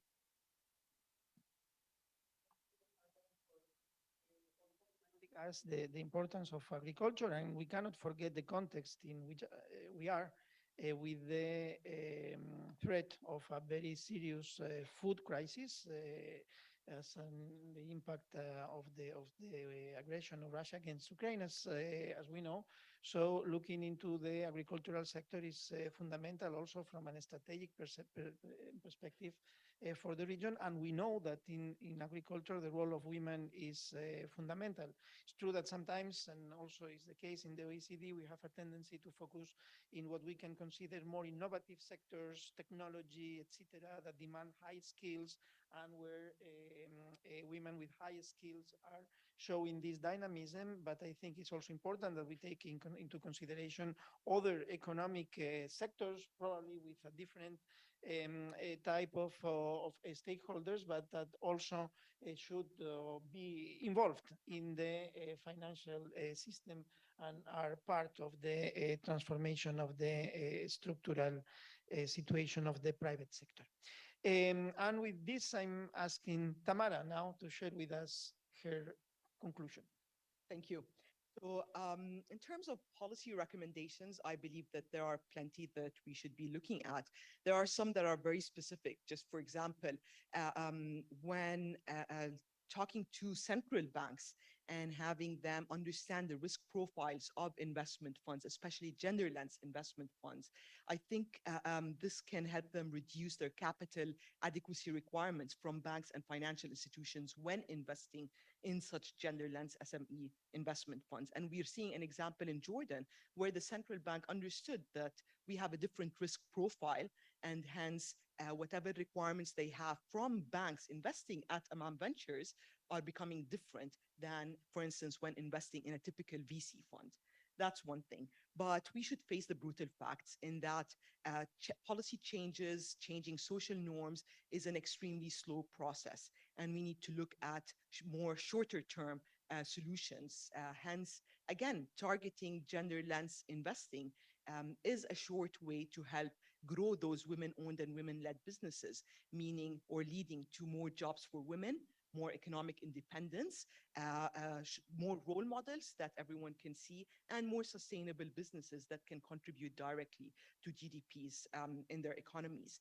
Another thing is, again, when I look at Jordan, but I know that this applies to the rest of the region, in Jordan, we have more than 250 entrepreneurial support programs. Very few of those programs are specifically targeting women. Very few of those programs are targeting non-tech businesses. And hence that needs to change because, again, for women-owned businesses, we need acceleration programs that can take micro and home-based businesses, help them formalize, start growing, and then technical assistance programs that can help them grow and scale and not only become bankable, but become investable businesses. And I believe that's extremely important. Gael mentioned the need for financial literacy programs, and I can tell you that that's extremely important. Again, with 45,000 women in the network, I can't tell you the number of times that I heard women saying they're afraid of numbers, they don't understand financial statements, they don't know what their accountants are doing. And that's why we designed a program that we call Master Your Numbers. It's a workshop where women are trained to understand financials, build their financial models and their financial projections, and take ownership of those models. So when they're talking to banks, when they're talking to investors, they actually understand the numbers and are able to defend those numbers. These are just a few of the recommendations that I think we should consider. Thank you. Actually, within all these Mediterranean working. There is an initiative that was launched by the Institute of the Mediterranean, the Banco de España, and the OECD supporting, which is an annual meeting of the governors of central banks from the region. It took place in this same room a few years ago because it was kindly hosted by the Union for the Mediterranean. We will have the next meeting in our Istanbul center in October. And we try always to genderize very much this discussion of the governors of central bank because in our idea, I mean, it's important that there are groups that are discussing gender issues and are specialized on discussing gender issues, but it's also very important that the groups that are discussing other issues, they incorporate the gender dimension. So this is something that we will transmit your recommendation to the governors later in October. Thank you, Tamara. And then it's time for Miriam to share with us your conclusion. Yeah, thank you. What is the consequences of lacking of trust where we are female or women entrepreneurs? Is that we don't dare. On n'ose pas aller vendre des solutions innovantes. On n'ose pas. You don't dare to go and sell innovative solutions to talk about millions. You don't dare to, build your turnover to go cashback debtors. And that's the problem of this global financial framework. We as women, we need to be ambitious. We need to talk and speak millions. We need to be able to break this and to, dismantle all our beliefs, but whether it's banking institutions or clients dealing with us, they all need to trust us and believe in us. And it's something which is so specific, so much part of financing in women. As you said, we need to force, you need to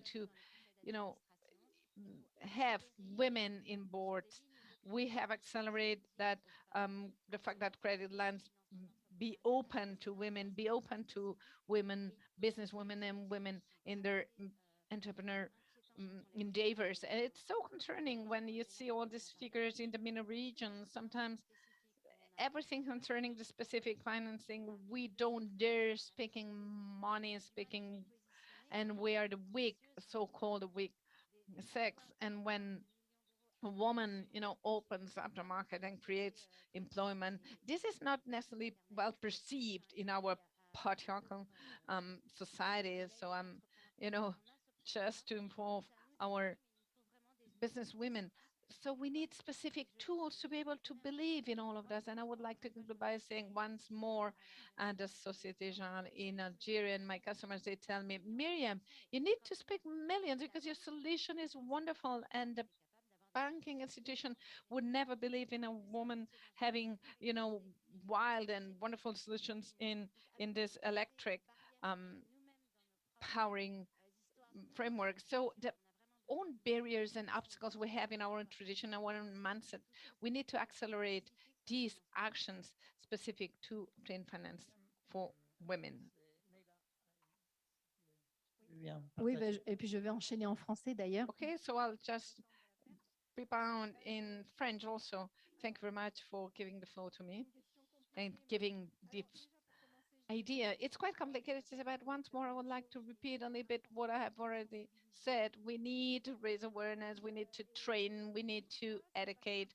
And this is not only, women as seeking financing sources or finance, whether it's traditional, whether it's capital, venture capital, or whether it's seed capital, but it applies to both sides of the equation. You need to raise awareness, to train, to educate both women asking, looking for finance, but also investors, banking institutions, and all financial institutions. Absolutely key from our own experience. That's absolutely what we can conclude, what we can realize. And secondly, we need to be aware of the multi-dimension aspect of the problem in having access to finance. Some fears some obstacles have linked to the role of women that have been passed on generation after generation. Some women will tell you, I don't want to take, I don't want to ask for a loan because if I cannot pay it back, I will go to prison. What will happen to my family?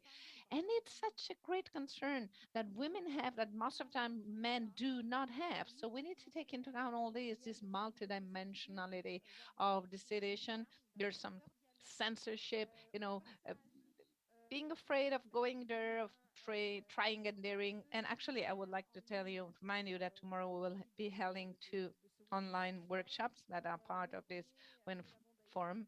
And the first one, we entitled it Take the Leap, Demystifying Access to Finance. We need to really get rid of all these fears and obstacles. People, would sometimes would rather ask their parents or their family or their relatives as women because they are afraid of going to the bank. And so in terms of microfinancing, I'm part of those that really considered it some kind of trap, because once you get in there, you stay there. You need intermediate to help business growth and keep growing. But we should ask ourselves, why is it so? Why is it that microfinancing is so reassuring for business women? Which is the lesson they can we can learn actually to help scale this. So thank you very much. I'll leave it here. Thank you. Thank you very much. And yeah, this my multidimensional aspect when speaking about public policies, access to finance, access, but we need to also, work on consumers policy and take into account all, because of protection for consumers to avoid risks that are embedded in. So From Andrea, please. Merci. Bon, alors moi aussi, je continue en français. Et je prends, okay, then, so I'll just, take for the French also, I'll do it in French, just quickly.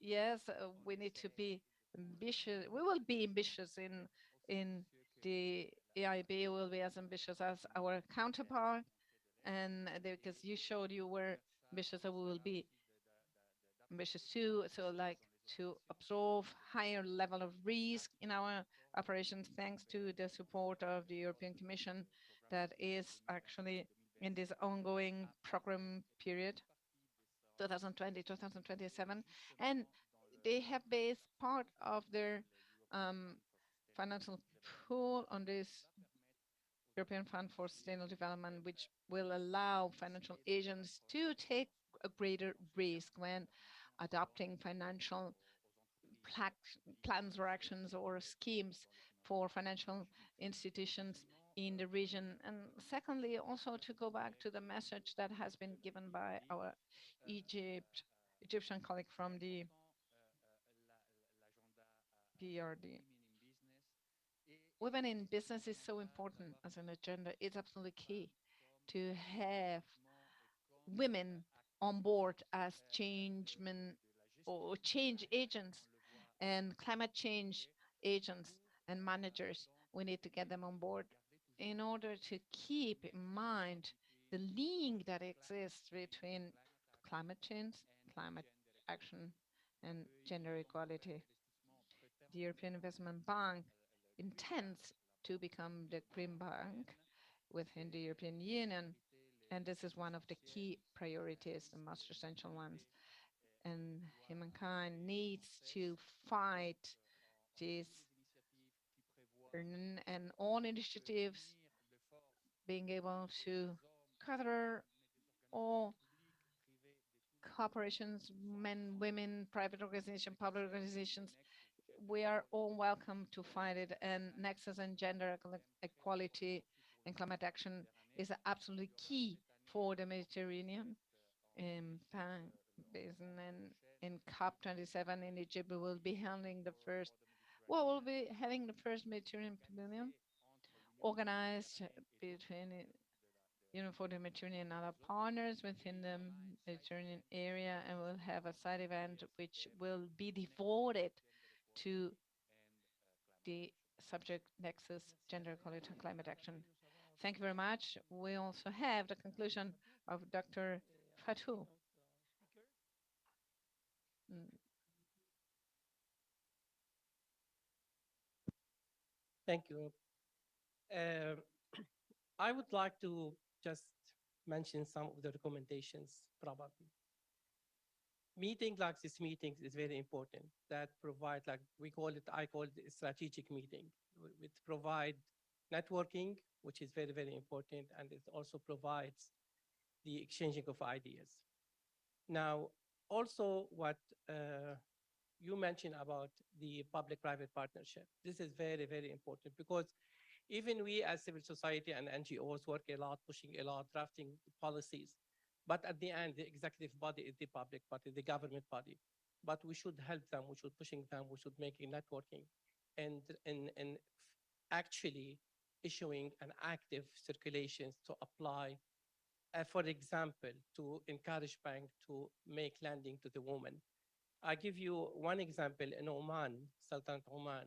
The central bank issued circular that the bank should make lending for MSMEs and especially for women. You know, the banks, after all, is a commercial companies, and they don't like to have a risk. That's why probably they don't make lending too much.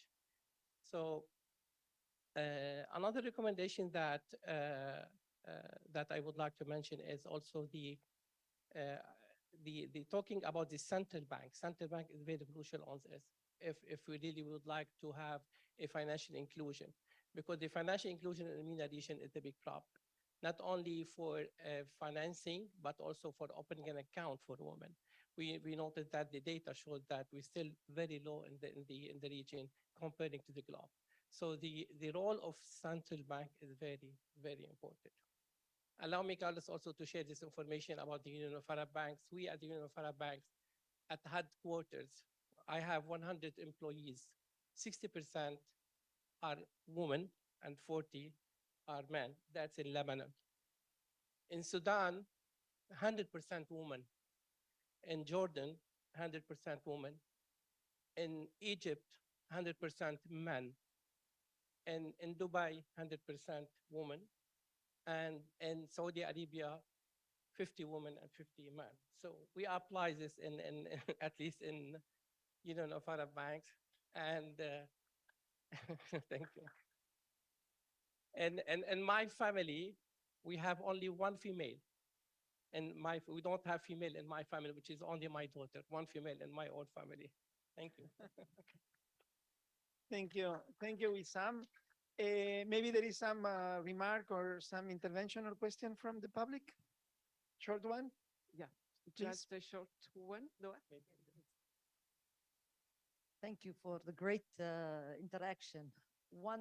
Two last recommendations. Actually, women in this room are successful stories.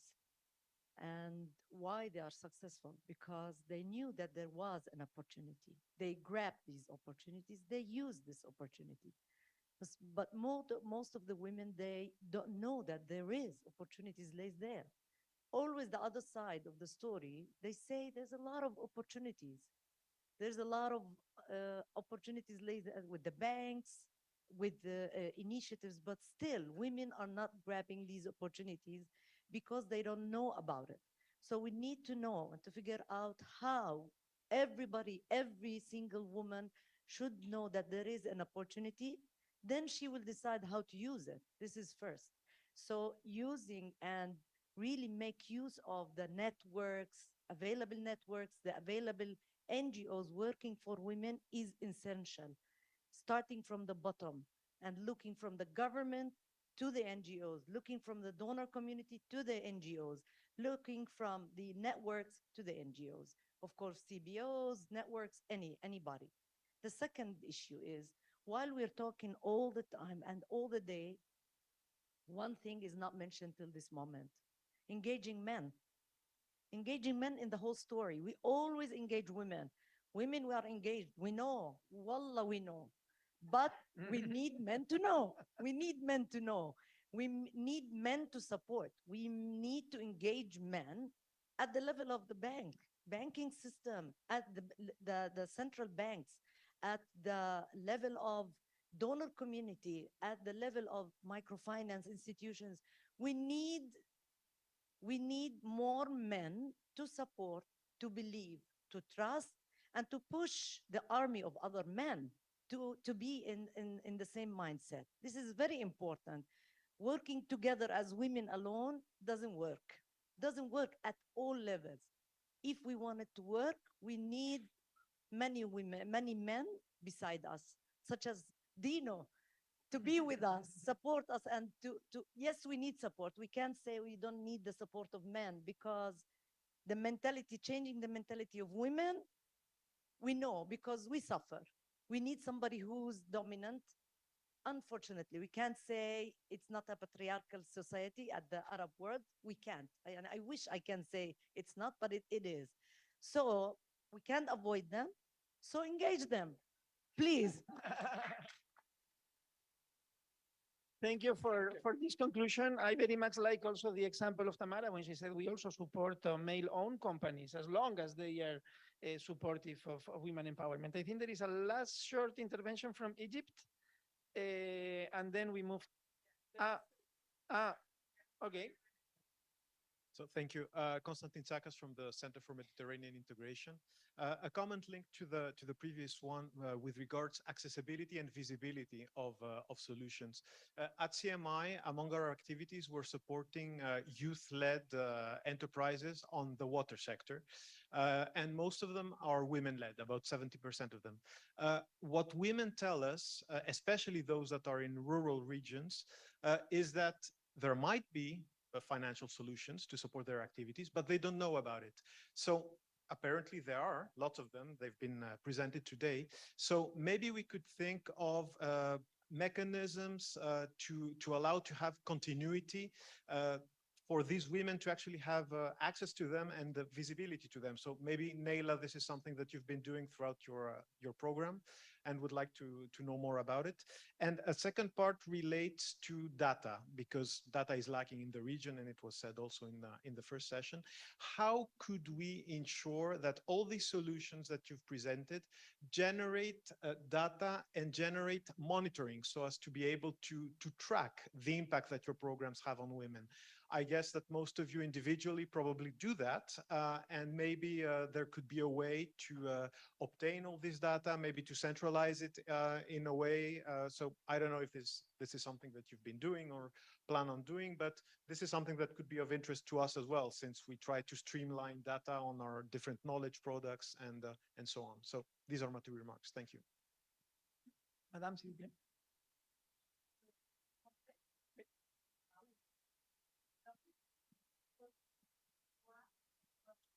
Sorry, but we don't get the floor.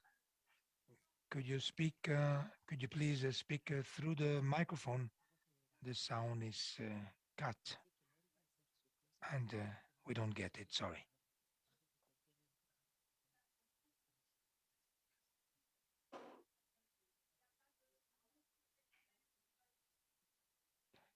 We can't hear, Madam. Sorry.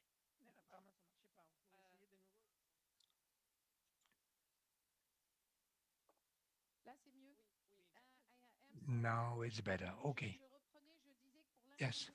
Again, I mean that we are always in supposing injunction with women. It might be on equal level. It is true that the other way, it has to be that way, because we always say that we have to be confident, we have to go, but I think there are limits to that. Another question addresses the issue of the investment funds in the digital sector in Morocco. It is managed by a woman in Casablanca, and the 8th of March, she was saying that in 10 years she just received one demand from the women. We are missing the digital revolution because we are not here. If you have any answer, that would be great. Madam. I think when we start talking about climate change and SMEs, it's like fantasy land. It's very hard to really direct SMEs to with climate change. It's something that's affecting our business by all means, but it's at the same time, it needs more mega government protection. I mean, there's a lot of other agencies that can help direct projects with climate change, but this is a role that maybe banks can intervene. I think if we really want to, we all agreed that foreign direct investment is a major thing that our markets need, our countries need. We talked about the impact of the FDI on private sector and on different things. So maybe banks can accumulate certain bank of projects that foreign direct investment can look into. At the same time, it can coordinate with the private sector and SMEs to help make sure, reduce risk, and help these companies intervene in projects with higher demand or oriented towards climate change. The role of banks are very important in these things. And I'm sure banks can afford to have a lot of studies about projects that are needed to improve climate change projects. So the banks can play this role, very important to have the bank of data which no one can know, and direct investment and SMEs to intervene in these projects and have an impact. It's a very important suggestion, and I think it's a big role that banks should play at the same time. Thank you. Thank you. Jehan would like to share with us a very short piece of information. Just a short piece of information. Yes, there is available a book which is called Meda Finance. It launches every 2 years in Egypt through a program managed by the European Commission, which is blending all the funds from the BRD, from the European Commission, from all the donors for SMEs, for startups, including all the details of the grants and where to look for these funds. I mean, the document called Access to Finance is available. The problem is, again, is access to technology and access to awareness of information. But it's available. You can find it on the internet. It's called Meda Finance, Access to Finance for the Donors. A very short comment, please, and then we really have to finish. Gender lens investing in gender smart finance is a very big topic, and there are several players that are involved globally that should be part of this conversation as well, like the 2X Collaborative and 2X Ignite, gender smart investing as well, because they do a lot of work already. They have a lot of research that can be integrated and provide or help us all bring together the data and the metrics that we're looking for when looking at gender lens finance. The other point is when it comes to climate, having a climate lens to investment. And that's a topic I've explored intensively recently. And most of the companies there are startups. Looking at combining a gender lens with a climate lens makes it even harder to identify those startups, but there is a big opportunity there. I would argue investment opportunity rather than a banking opportunity. Startup, gender, climate, that's a very high risk profile. And this is something that investment funds would be interested in rather than banks. So if we focus the conversation there, we'll be more effective. Thank you. Excellent. Thank you. We are not finishing because then there will be a lunch and there will be a networking afternoon. So this conversation will continue in a different format. And I want to thank very much all the panelists and all the public for this fantastic interaction. So thank you very much to all.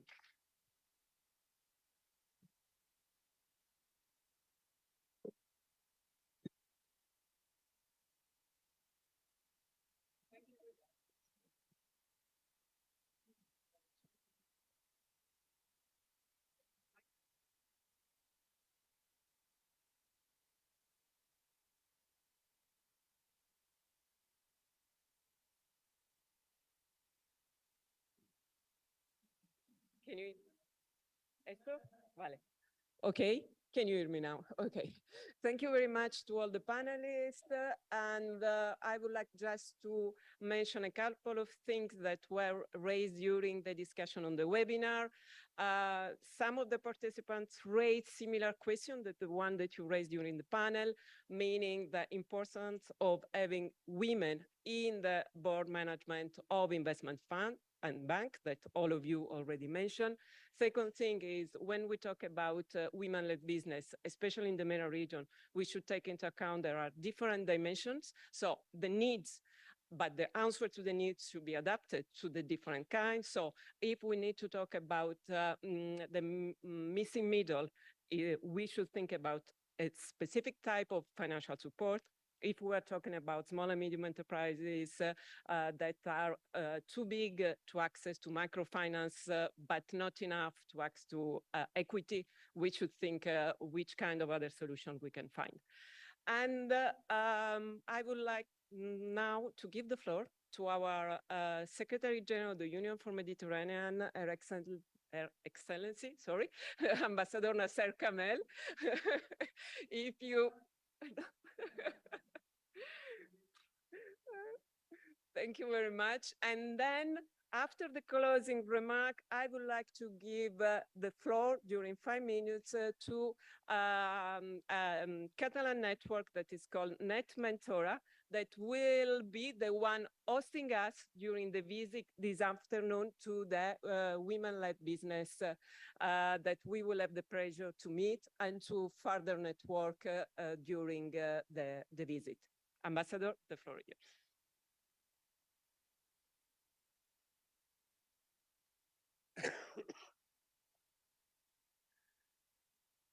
Well, good afternoon. I mean, I just, I was following your work for the last, for today and yesterday, but I managed also to catch a few minutes of the final comments and comments made by the speakers and also the audience.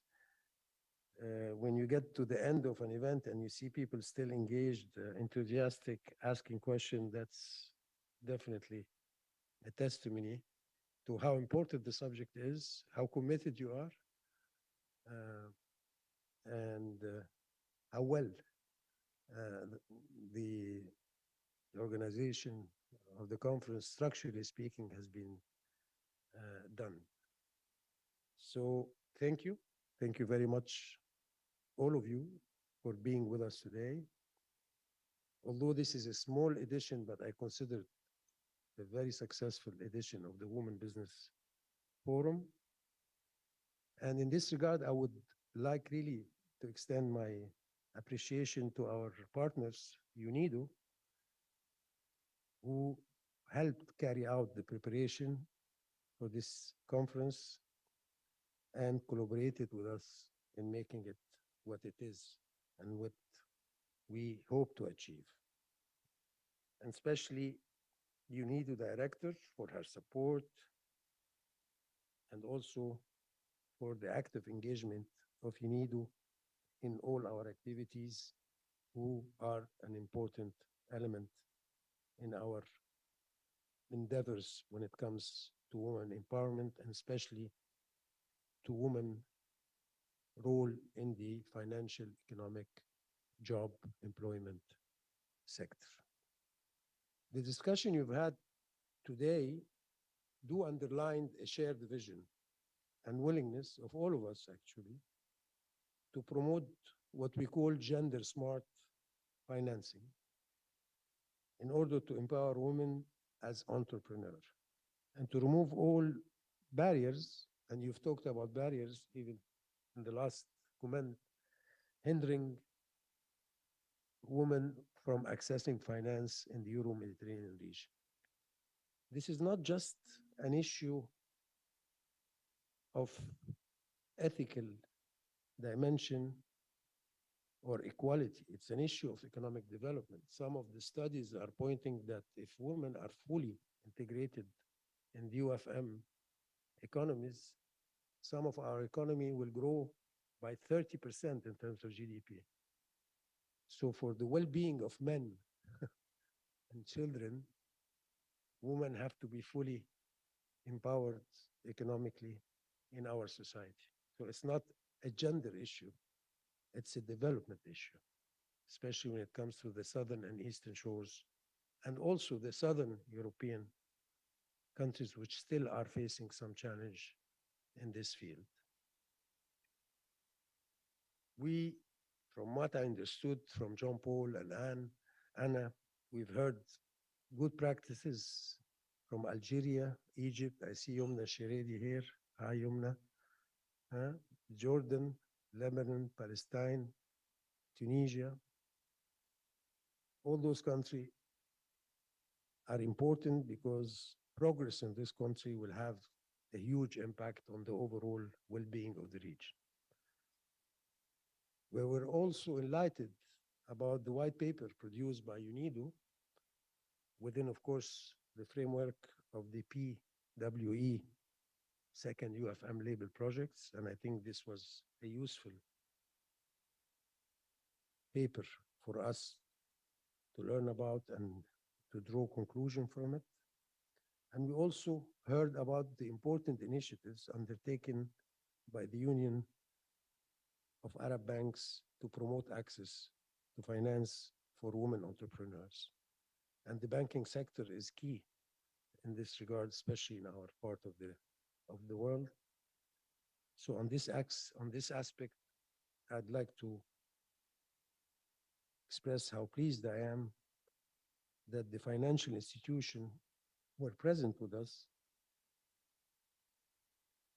as key actors for women entrepreneurship in the region, as well as the women business associations, the likes of Yumna and others, and support organizations. And we are convinced that only through the successful cooperation among these essential players will be able to achieve an effective economic empowerment of women. And for that, I'd like to express how grateful I am to the Secretary General of the Union of Arab Banks, Wissam Fattouh. I hope I'm pronouncing your name correctly. I'm not gonna mention you, Kondi, because you are our partner in crime, OECD, but they're really, we work very closely together from regional integration, but I wanted to mention the Arab, thank you very much. And all of the other distinguished speakers who give us their important insight and shared with us many of their experience during today's roundtables. In this world full of uncertainty, and to be honest, big challenges, the pandemic, the war in Ukraine, and to be honest, with growing inequalities when it comes to gender and other within our countries and between our countries, our bet should always be on eradicating discrimination and stereotypes to finally bridge the gender gap and unlock women potential, especially in the MENA region. So I'm sure today's debate confirmed that we share at least a common vision, common aspiration, and a strong and genuine commitment to make the labor market inclusive for all of us. So on behalf of John Paul, Anna, the whole UFM team, and myself, I would like to really warmly thank you for being here today. I hope you enjoyed being with us. And I'm sure that the follow-up of this Women Business Forum will lead us to achieve more, learn more, cooperate more, find more synergy between all of us. With that, I conclude, and I thank you very much.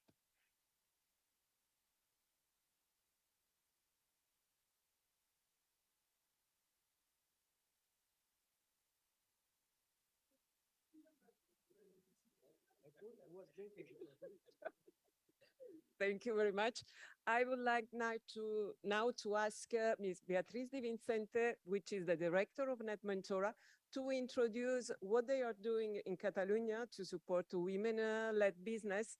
And as we have been discussing all the morning about the need and the relevance to create networks to create opportunity to exchange on good practice on what can be done in terms of access to capital market, I will leave the floor to you. Thank you very much. Thank you very much. Thanks for inviting Net Mentora to be here today with you. We, as Anna was saying, we are going to organize the visit you are going to do after. So I'm going to explain very shortly who we are, what we do, and what's happening in that visit. I think I have something to pass or not, Anna. Yes, I can wait. It's okay. Thank you. Well, NetMentor is a business leader network. Our aim is to generate employment in the countries where we are present and also to support the economic development of those countries. We are non-profit organization because our aim is to generate that employment, and we like to define ourselves as a knowledge exchanging network. Our idea is to put together startups, medium and small companies, and corporates to exchange knowledge and grow together. We help entrepreneurs, but we also grow with all them. Maybe I can pass it through here or not. Yes, here you can see some of the numbers of our association. We were born more than 40 years ago.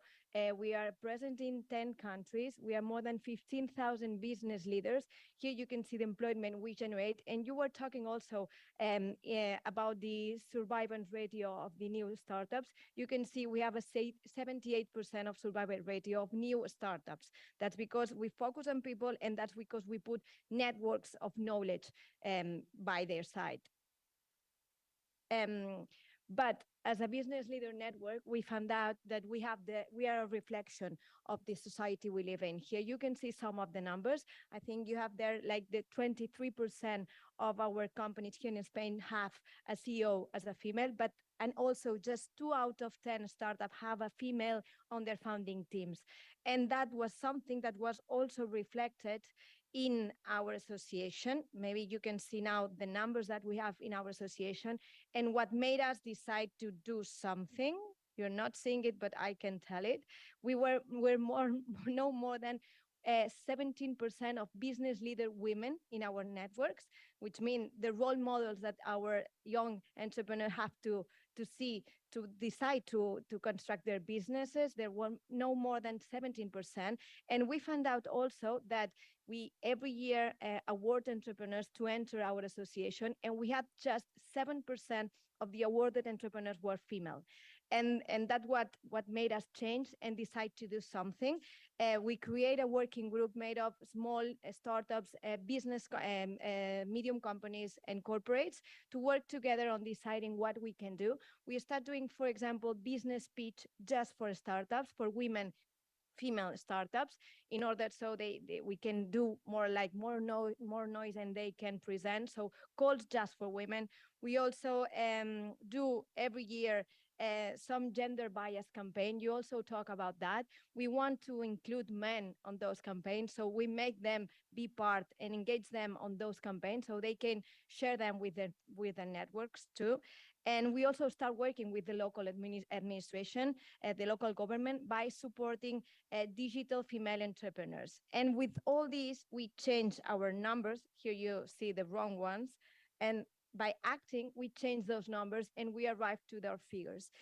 We still work to do. We still have work to do. As you can see, we are now 24% of women business female in our network, but we have more than 40% of new startups in our network. We go from 7% to 40% by doing things. And that's why today we are here, because we share, like as you, the importance of and the challenge that means having women and the need of having women leading our future also. And here it's the people you're going to meet and the opportunity you're going to have to meet and talk with those women. You will see that they are from different sectors. You are going to meet Sandra from Wiser, a human resources platform. You're going to meet also Christina from Bamboo Energy. She's accelerating the energy transition with her startup. Marta from Kibus is ill, so you are not going to meet her, but you are going to meet Monica from Nextmol, artificial intelligence for chemical discovery, and Monica from Recovo, a dead stock fabric platform for sustainable fashion. All this is going to happen after lunch. So I just want to thank you very much for letting us be here today, and also for the work you all do, and hope you enjoy the meeting that we're going to have after. Thank you very much.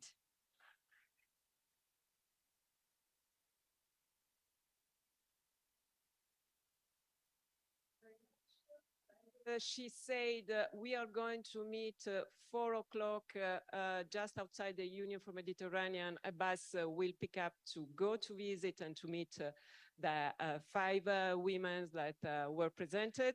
So now you are allowed to go for lunch. Thank you very much for your passions and see you for the networking. Thank you very much. Yeah.